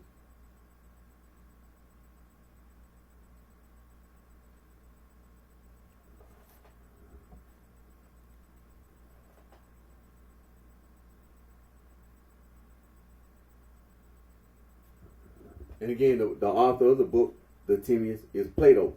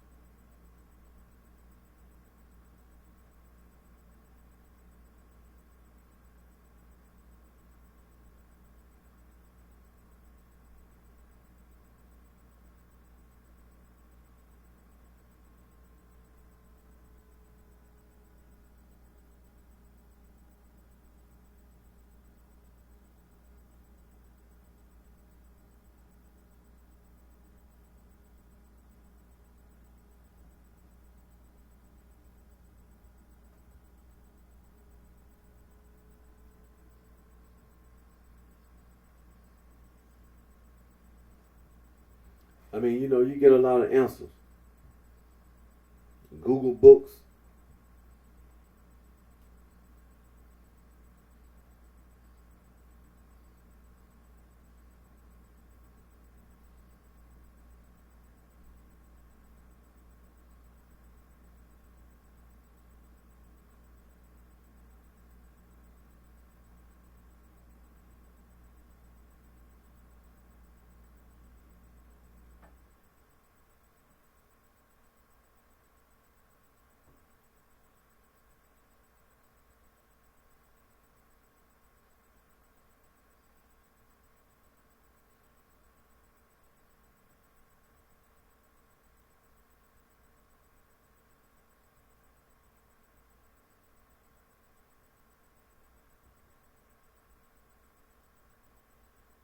Goodreads.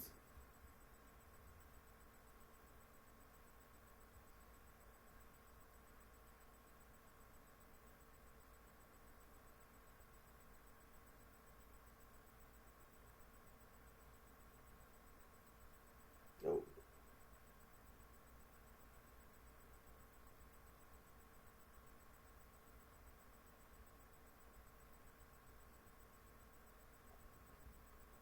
okay. Now,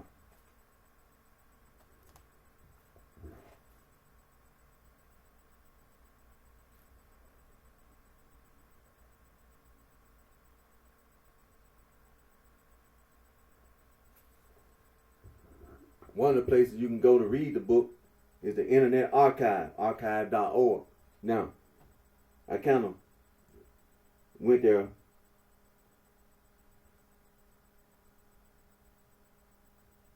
Now, the introduction is long, so what I'm going to do, I'm going to bypass the introduction because it's long. I didn't already try to, it's long. I'm going to try to go to the first page where I did the other day.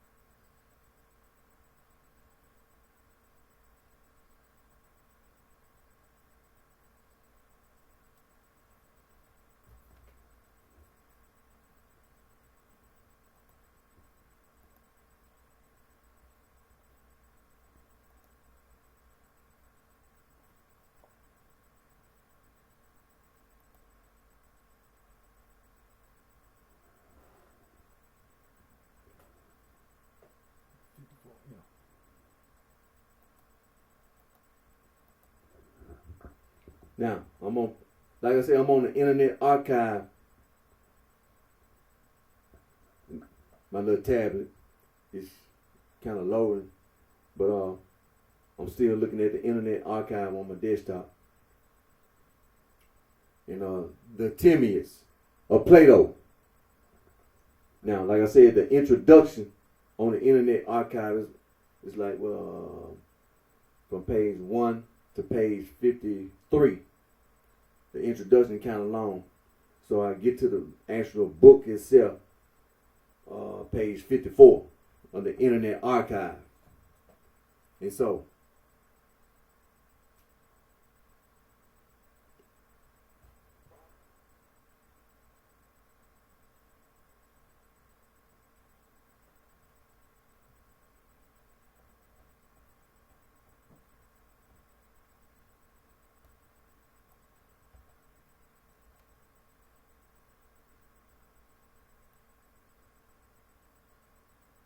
okay, now, let me see, page 54.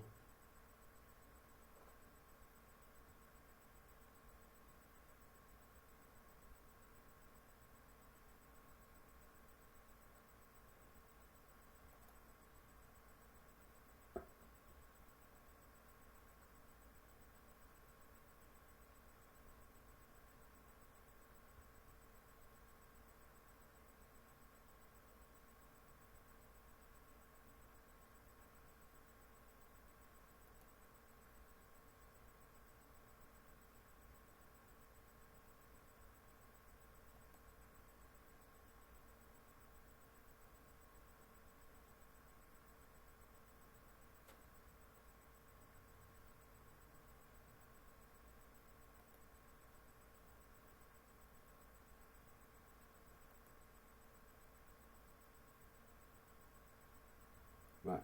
So,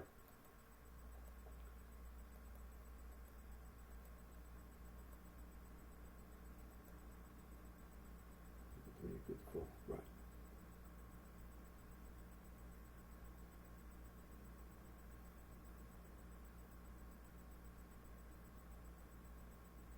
So, I'm going to take this opportunity just to read the first page, which is page 53, 54.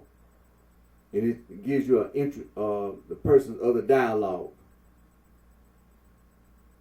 Socrates, Timaeus, Hermocrates, and Cratius. Right. Now let's see my tablet doing here.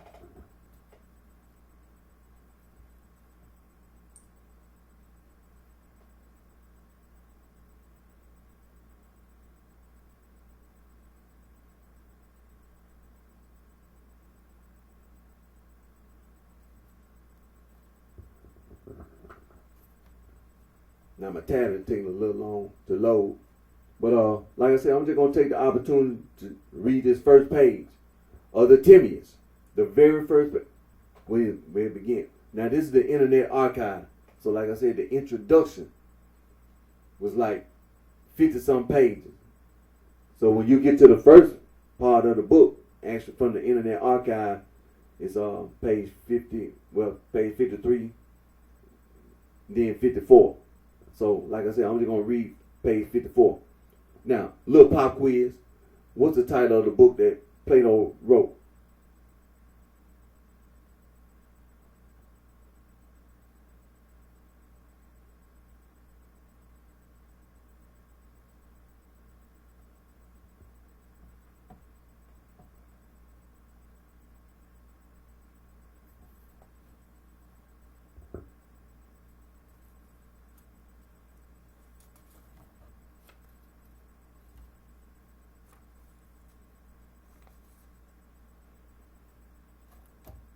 The Timaeus.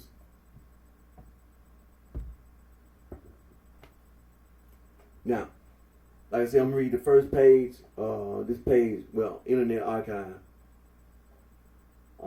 This is page 54. Now it says the persons of the dialogue. Socrates, Timaeus,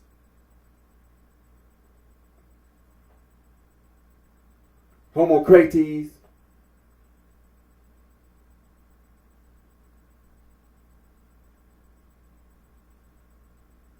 and Crassus. Now, number one, Socrates. 1, 2, 3. What has become of the fourth, my dear Timmy's, of our yesterday's guests and our entertainers of today? Timmy's. He has fallen sick, Socrates. He would not willingly have been missing at this gathering. Socrates. Then it is for you and your companion, is it not, to fulfill the part of our absent friend? Timaeus. Unquestionably, and we will omit nothing that lies in our power. For indeed, it would not be fair, seeing how well we were entertained by you yesterday, that the rest of us should not heartily request you with a fitting return of hospitality. Now, time permitting, I'm not going to go any further than that. But that's the first page of the book that Plato wrote. Title, The Timaeus.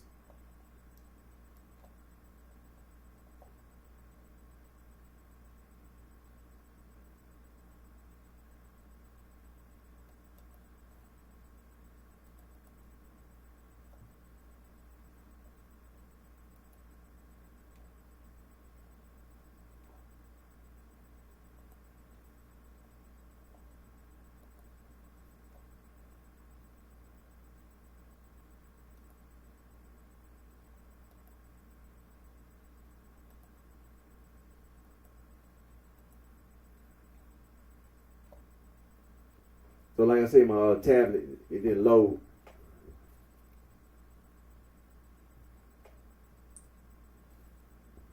And like I said, when you put it in the search bar, the Timaeus, there are many places, the answers that you get from the, when you put the Timaeus in the search bar, all those answers that you get.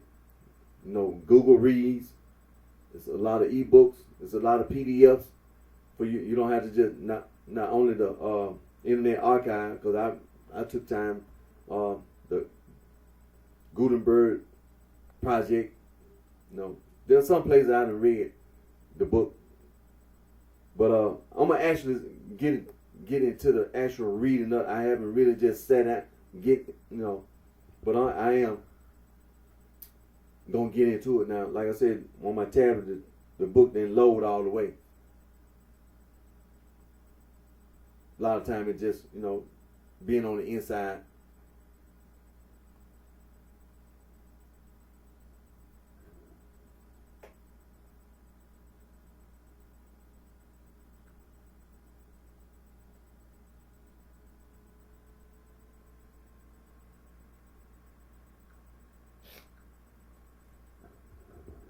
But I recommend it. Take the time to read Plato's book, The Timaeus.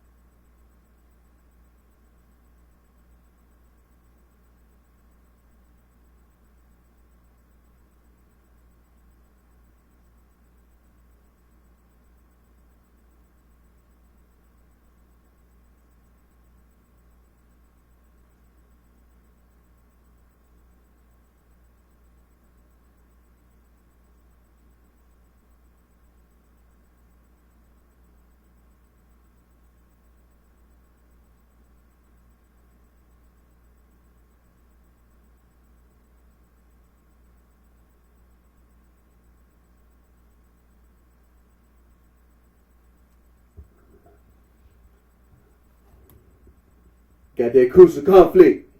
That crucial conflict.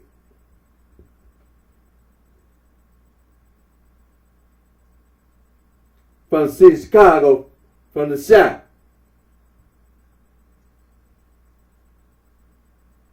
And find the final tick. Crucial conflict. Keep that pen and pad. Crucial conflict. Conservative vice lord. Keep that pen and pad.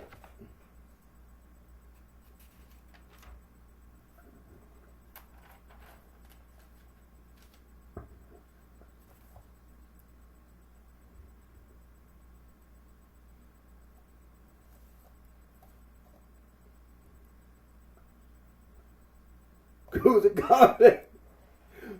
That pen and pad. Crucial conflict.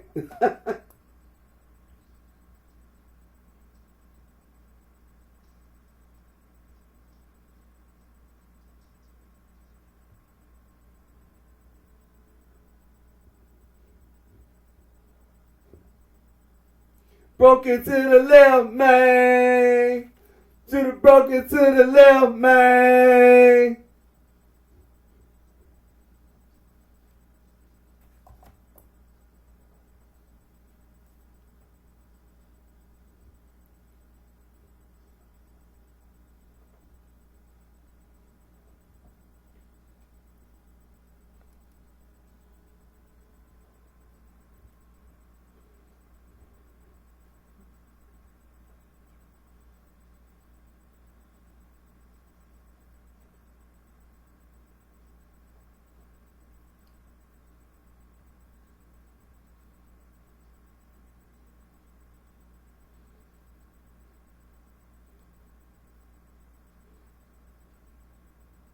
The left, man.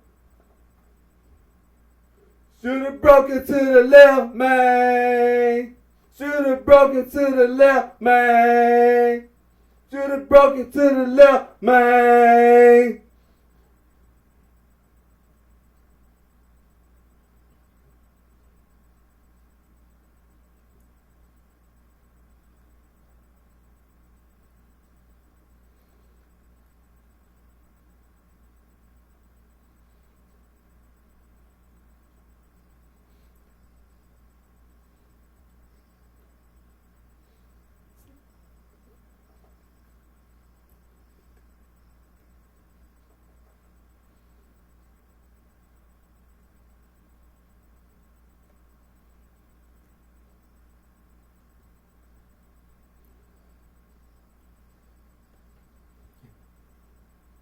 To the left, man. You should have broken to the left, man. You should have broken to the left, man. Should have broken to the left, man.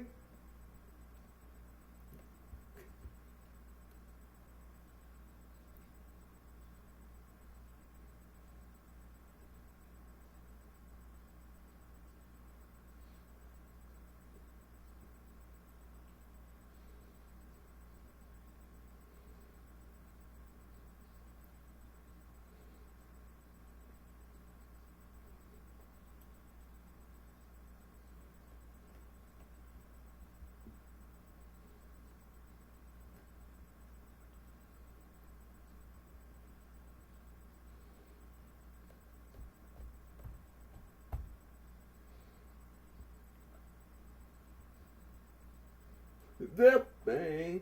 Should have broken to the left, man. You should have broken to the left, man. You should have broken to the left, man.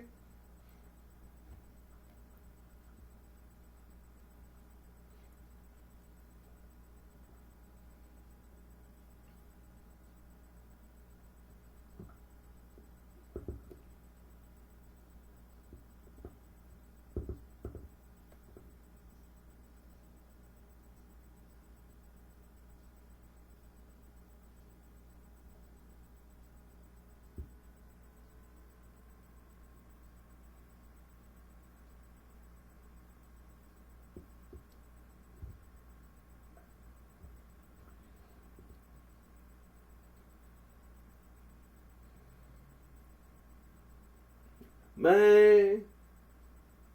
You should have broken to the left, man. You should have broken to the left, man. Should have broken to the left, man.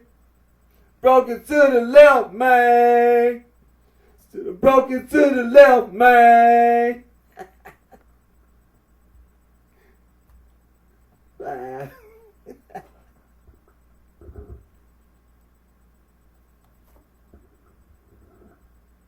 Gotta have that pen and pad.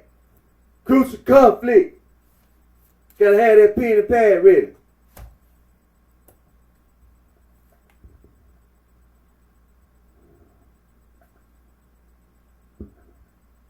The conservative vice lord, Chicago, Shot Town, Chirac.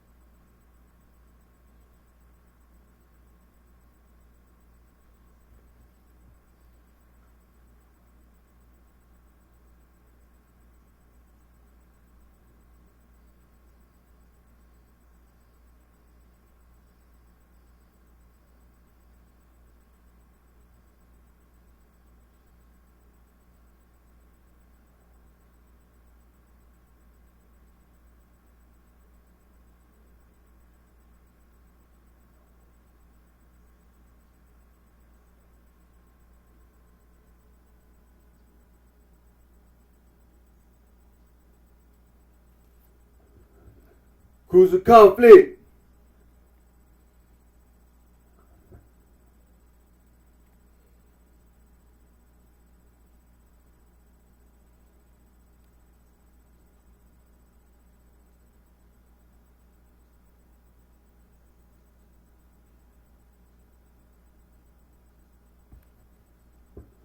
I got that pen and pad. I got that pen and pad. Got that pen and pad. Crucial conflict.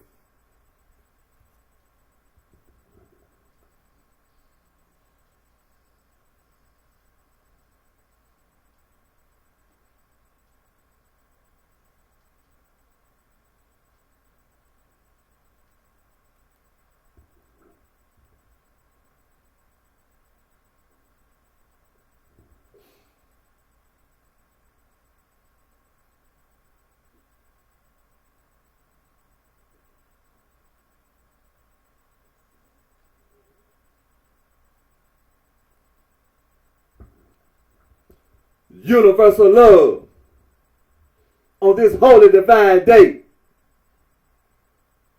Uplifting, salvation,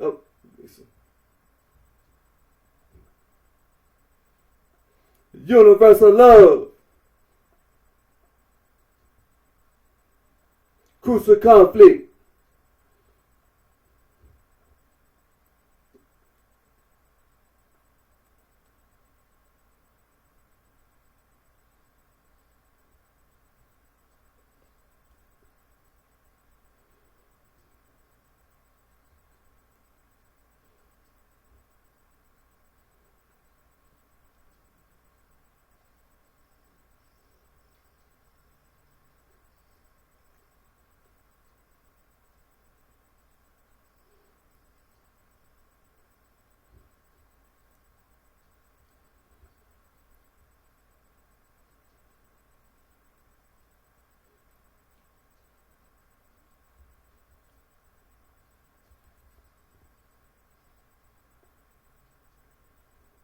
Universal love.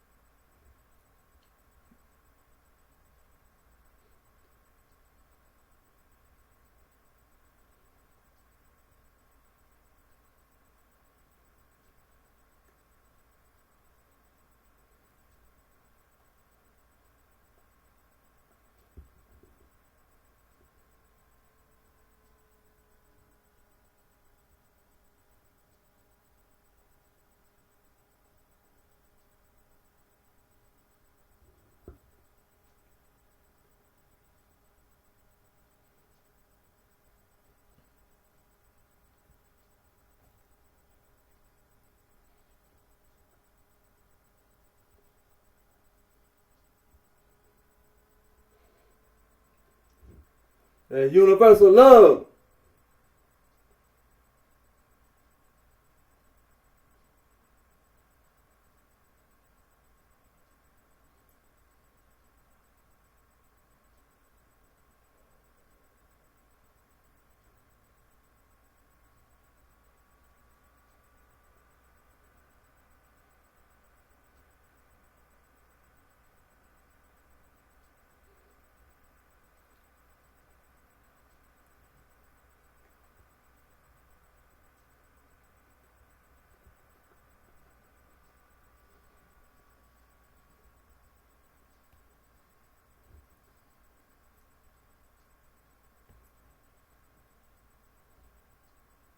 And universal love.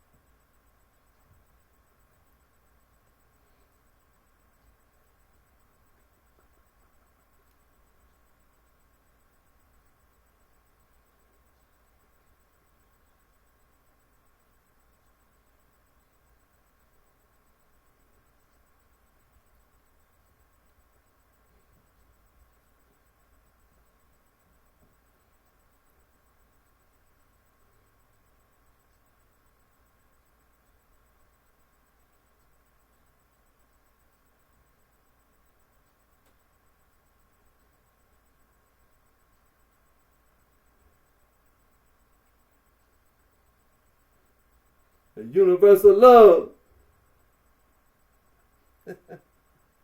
Crucial conflict.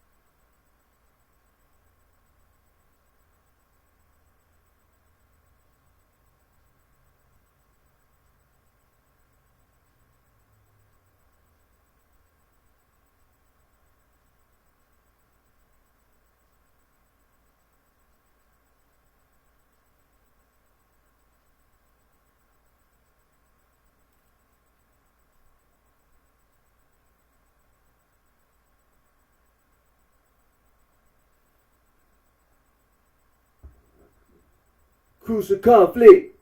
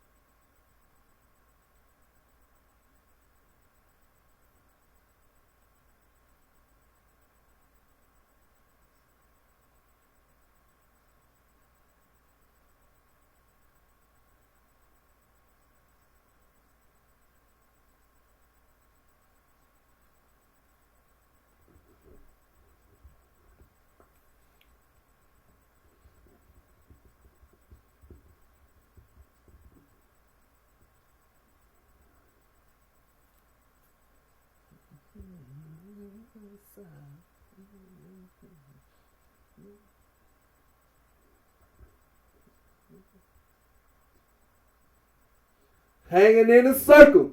Crucial conflict. Hanging in a circle on the west side.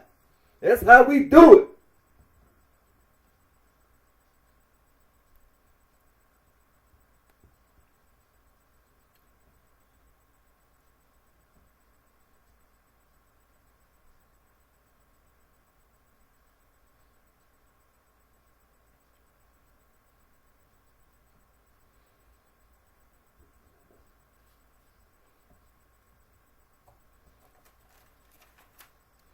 Gotta keep that pen and pad. Crucial conflict. Side. West side. You got way up. No lie.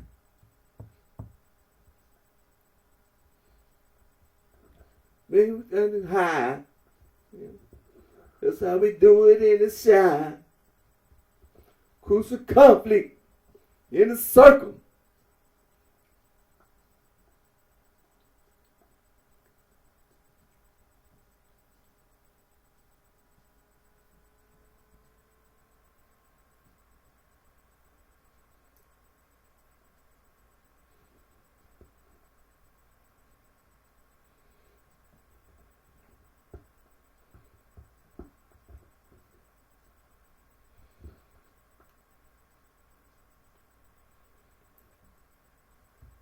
On the side, this west side, no lie, but it's right. The breaks and high, within the side, west side, ain't no lie, no got it's a right. That's in the high. West side of the shine.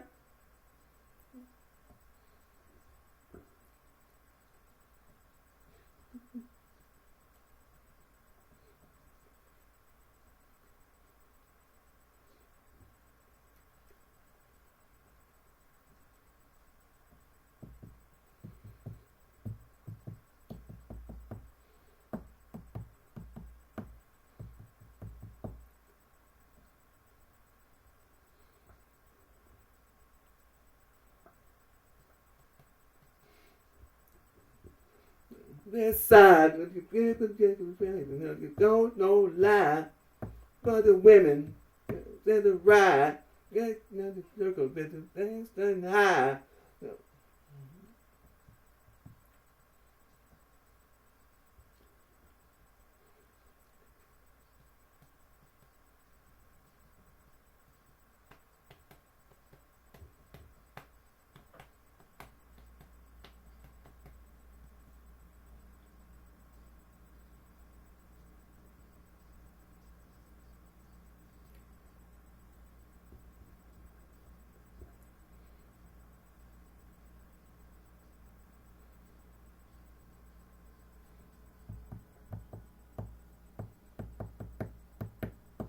We went on the side, on the back of that side, ain't no lie.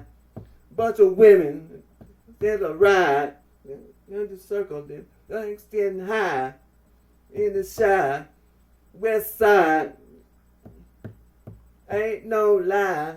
A whole bunch of women, there's a ride, in the circle, getting high. Hey. Crucial conflict in the circle.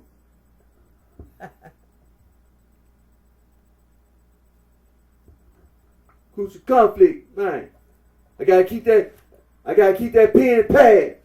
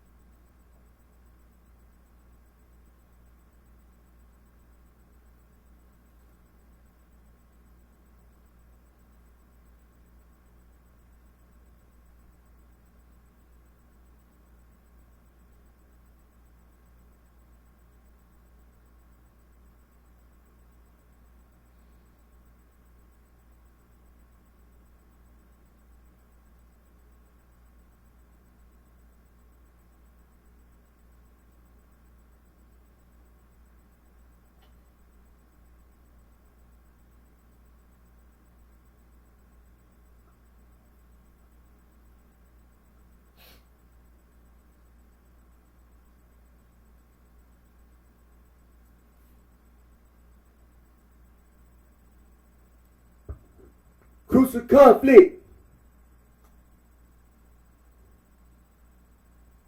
Ole, ole, ole. Hey, away. Okay. Okay.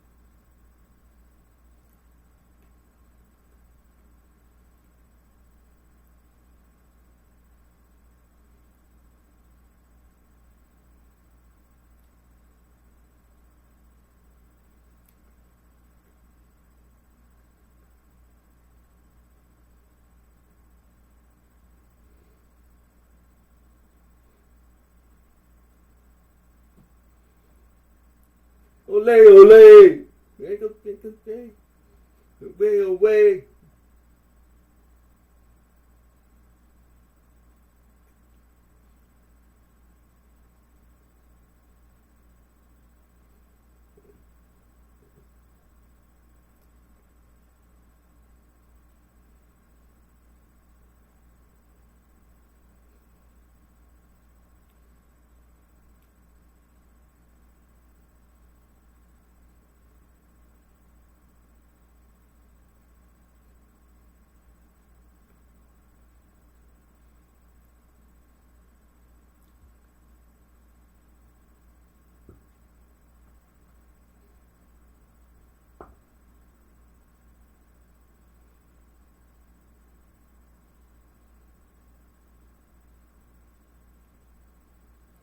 Ole, ole, ole.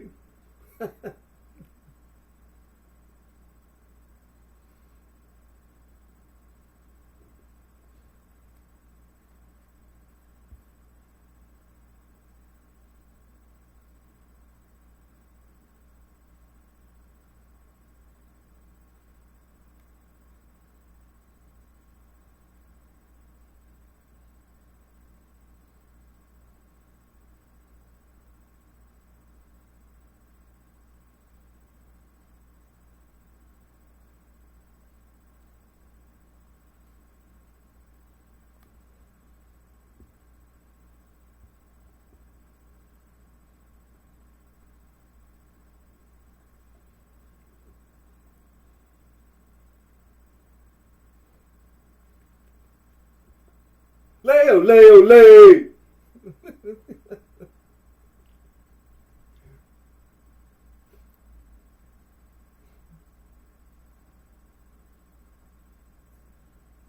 Guess so.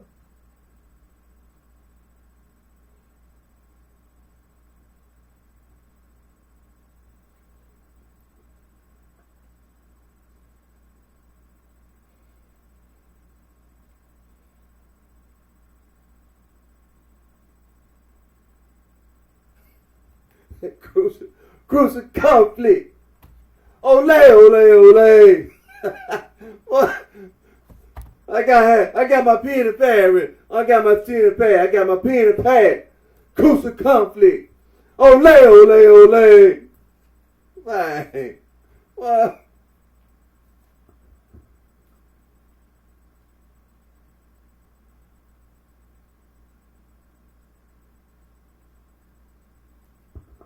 Conservative vice lord.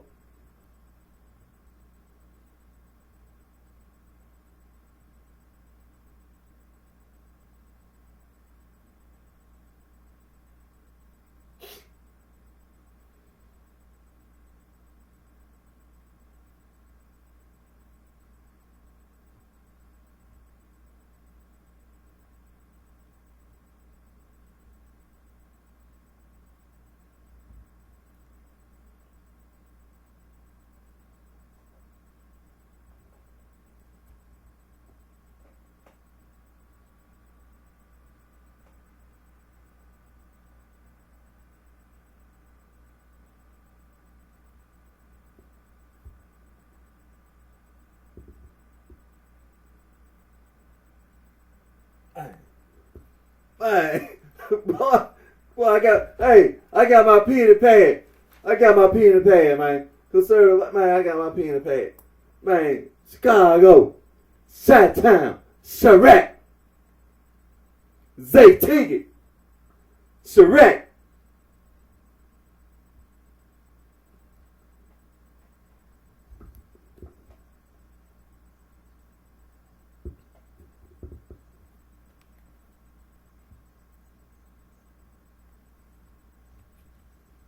Man, it's one of my favorites right here. What?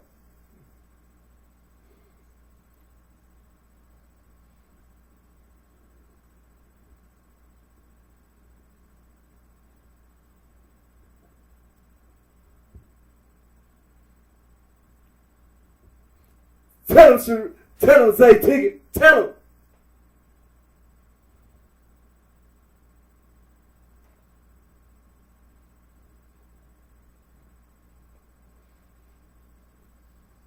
It's Chirac.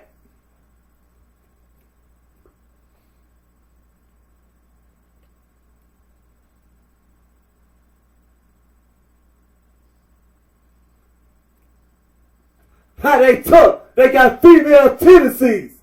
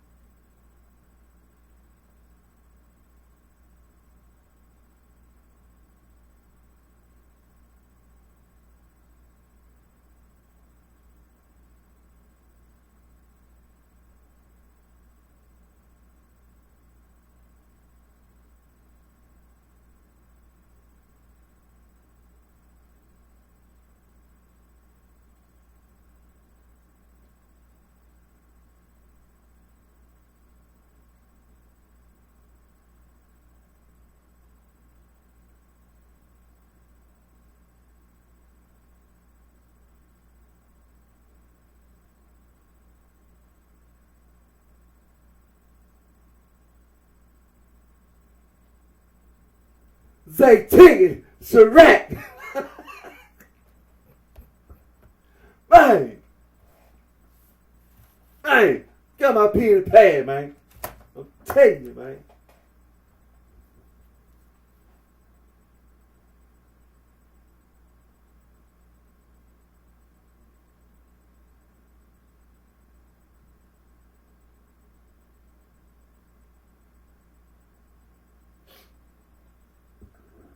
Zay Ticket. I ain't playing.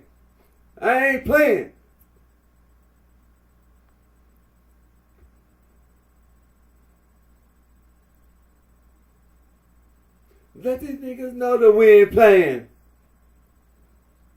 Niggas playing. Niggas playing.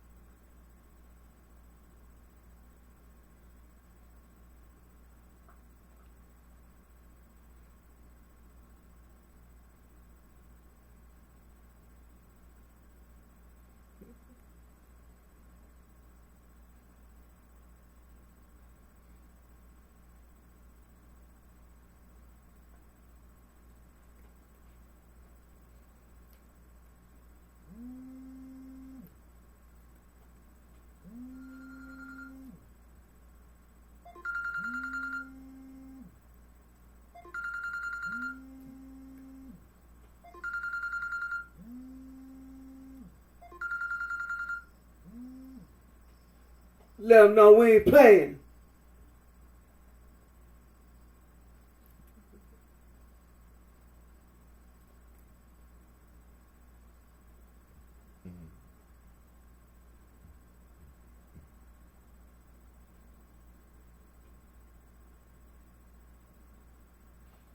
Zay Ticket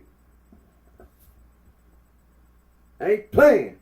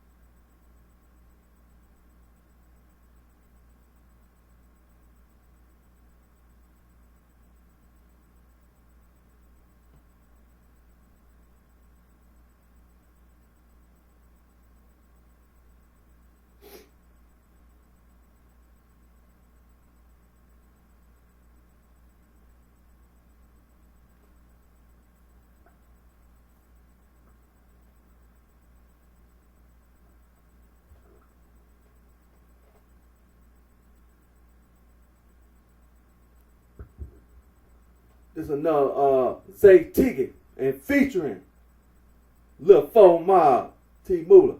Pop out, get busy.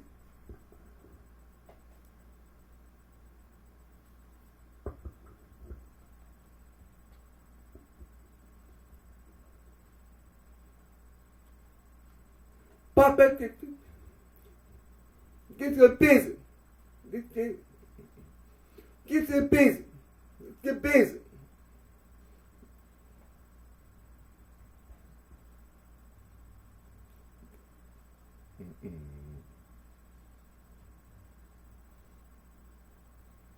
GDK.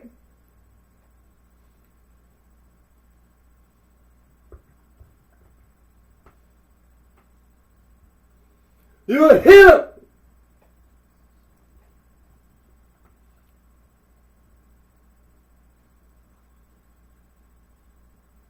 Pop out, get busy. Pop out, let's get busy.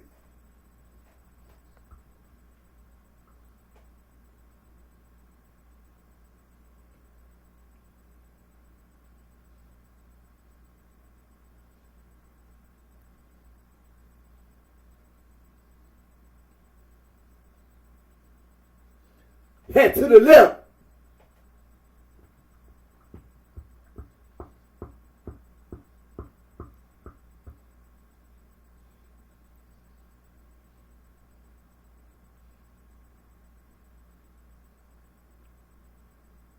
Pop out, let's get busy.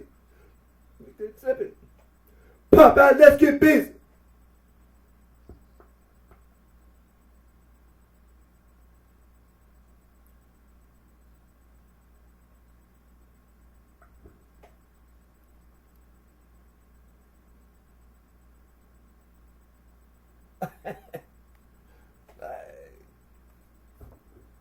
Much respect, conservative vice lord.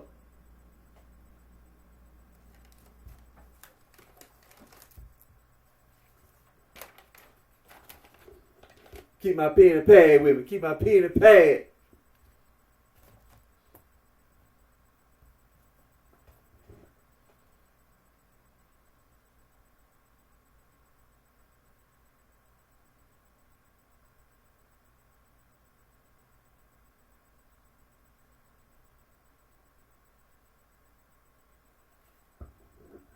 Say ticket. Warning.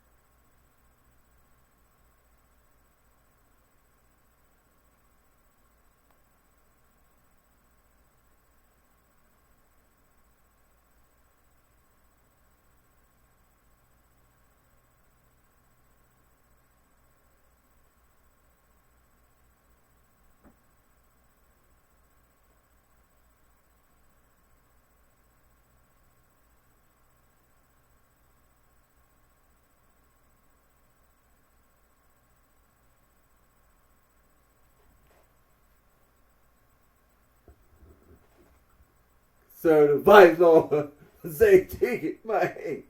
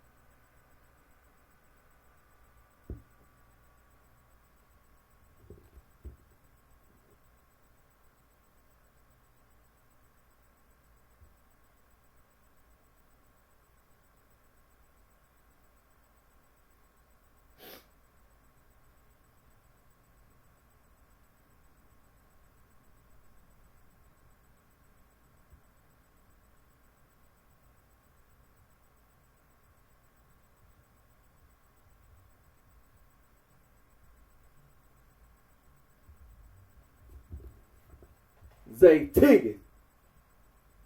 Up it.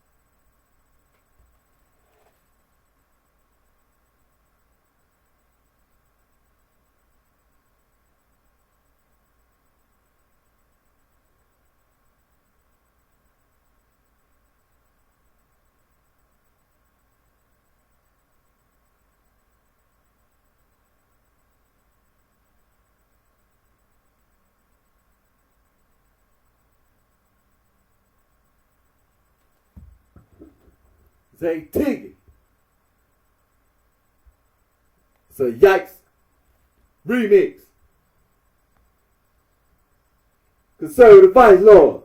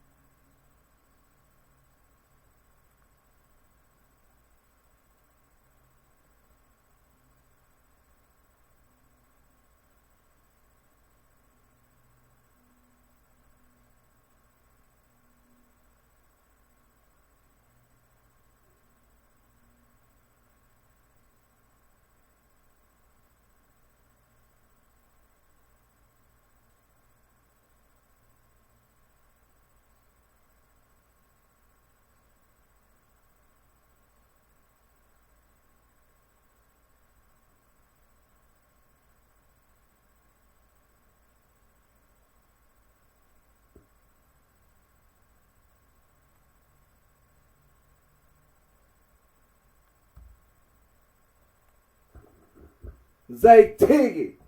Chicago. Conservative Vice Lord.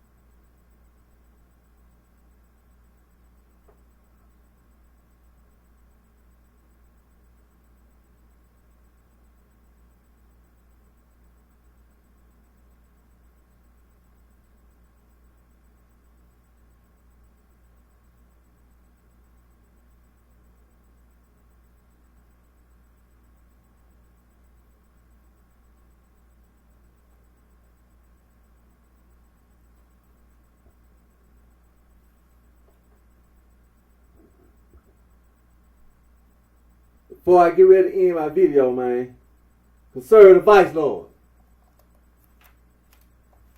Take out through this, you know what I'm saying? Say ticket. Got my pen and pad with me. Got my pen and pad.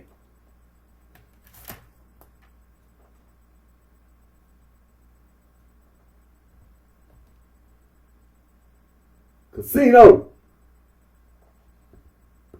One of my favorites. Casino. Gang shit.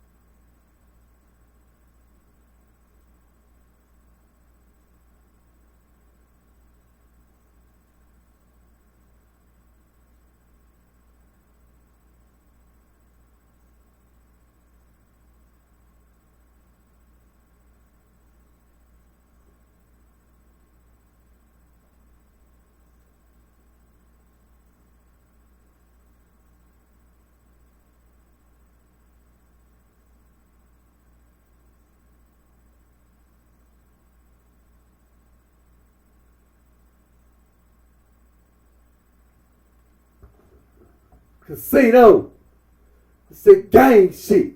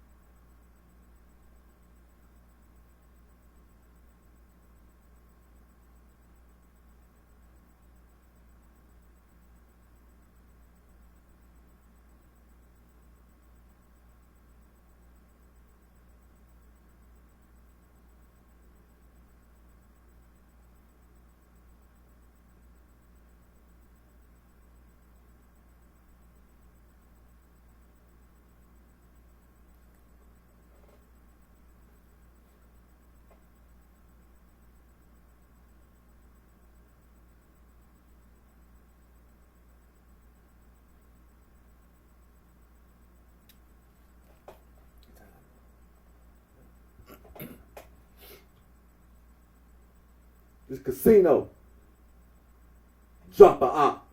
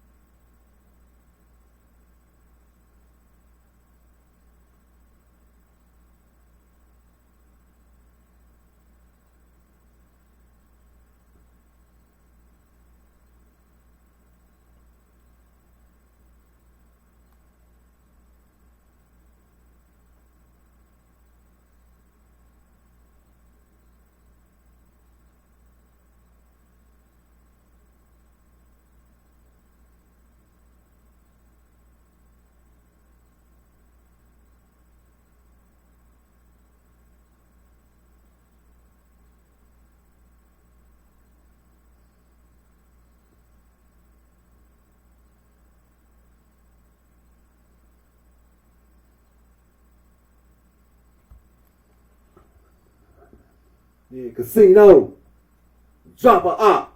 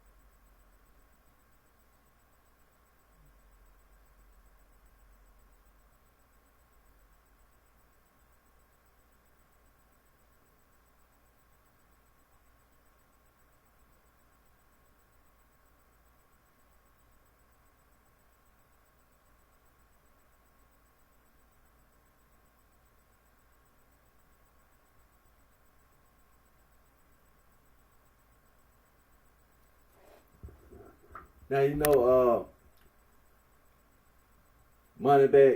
Moneybag Yo signed IME Casino.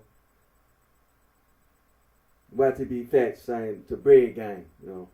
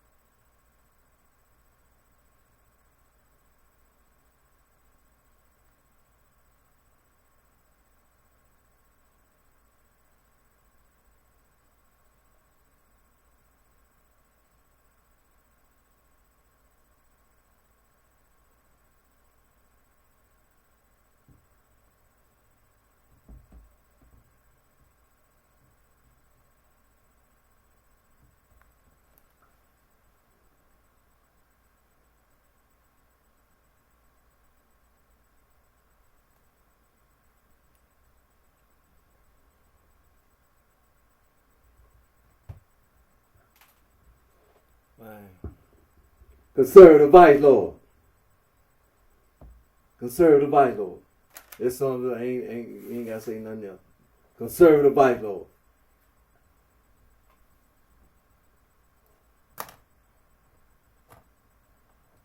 See? All that damn lying. That's all it is, man. Based on lies. Based on lies. That's all it is to it. Don't never, ever, ever forget the dirty sheets and the wailing sheep.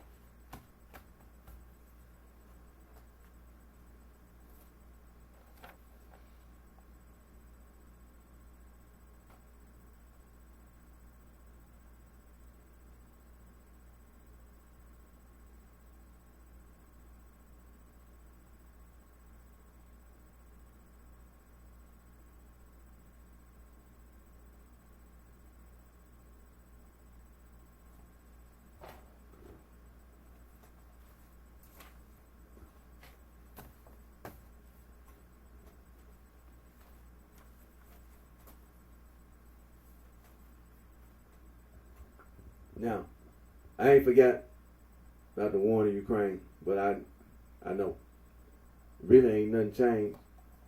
I ain't gotta take nothing but a split minute. I can just look at one Russian newspaper, sum it all up.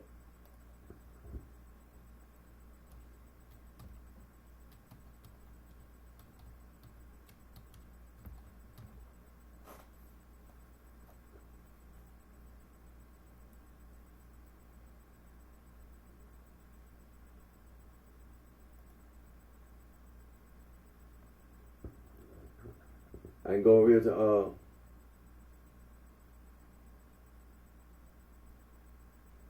the Russian news agency, TASS, Russian news agency. Let me see here, military operation in Ukraine.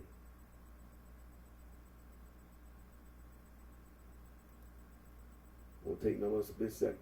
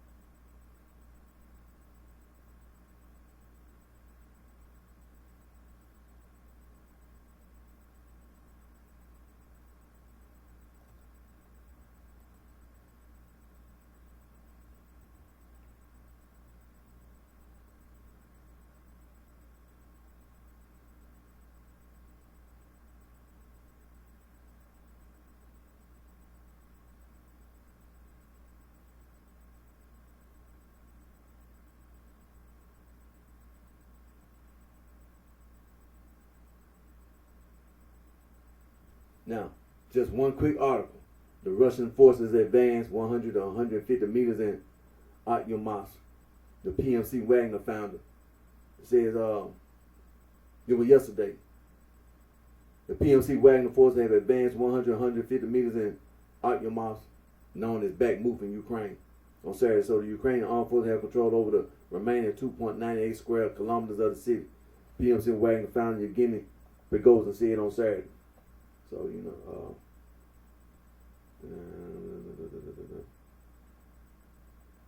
and then, you know, Akyomov has been a major transport hub supplying the Ukrainian military group in Donbass.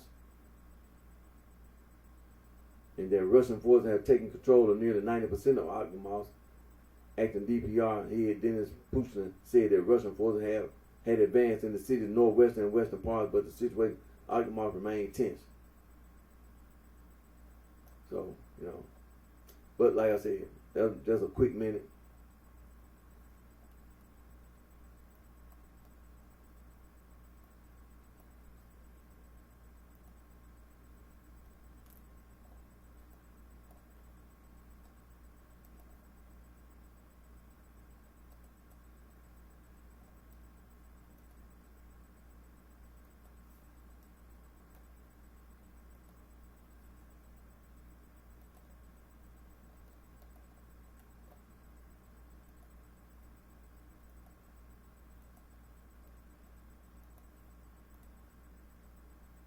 So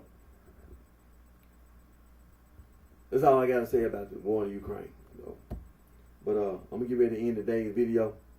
Again, my name is Eric D. Johnson, also on BrightShine, right here in the city of Memphis, in the county of Shelby State of Tennessee. I thank all my fans, my support for your continued encouragement support. Always put God first, and thank God for all the blessings and guidance that God provides us all with. And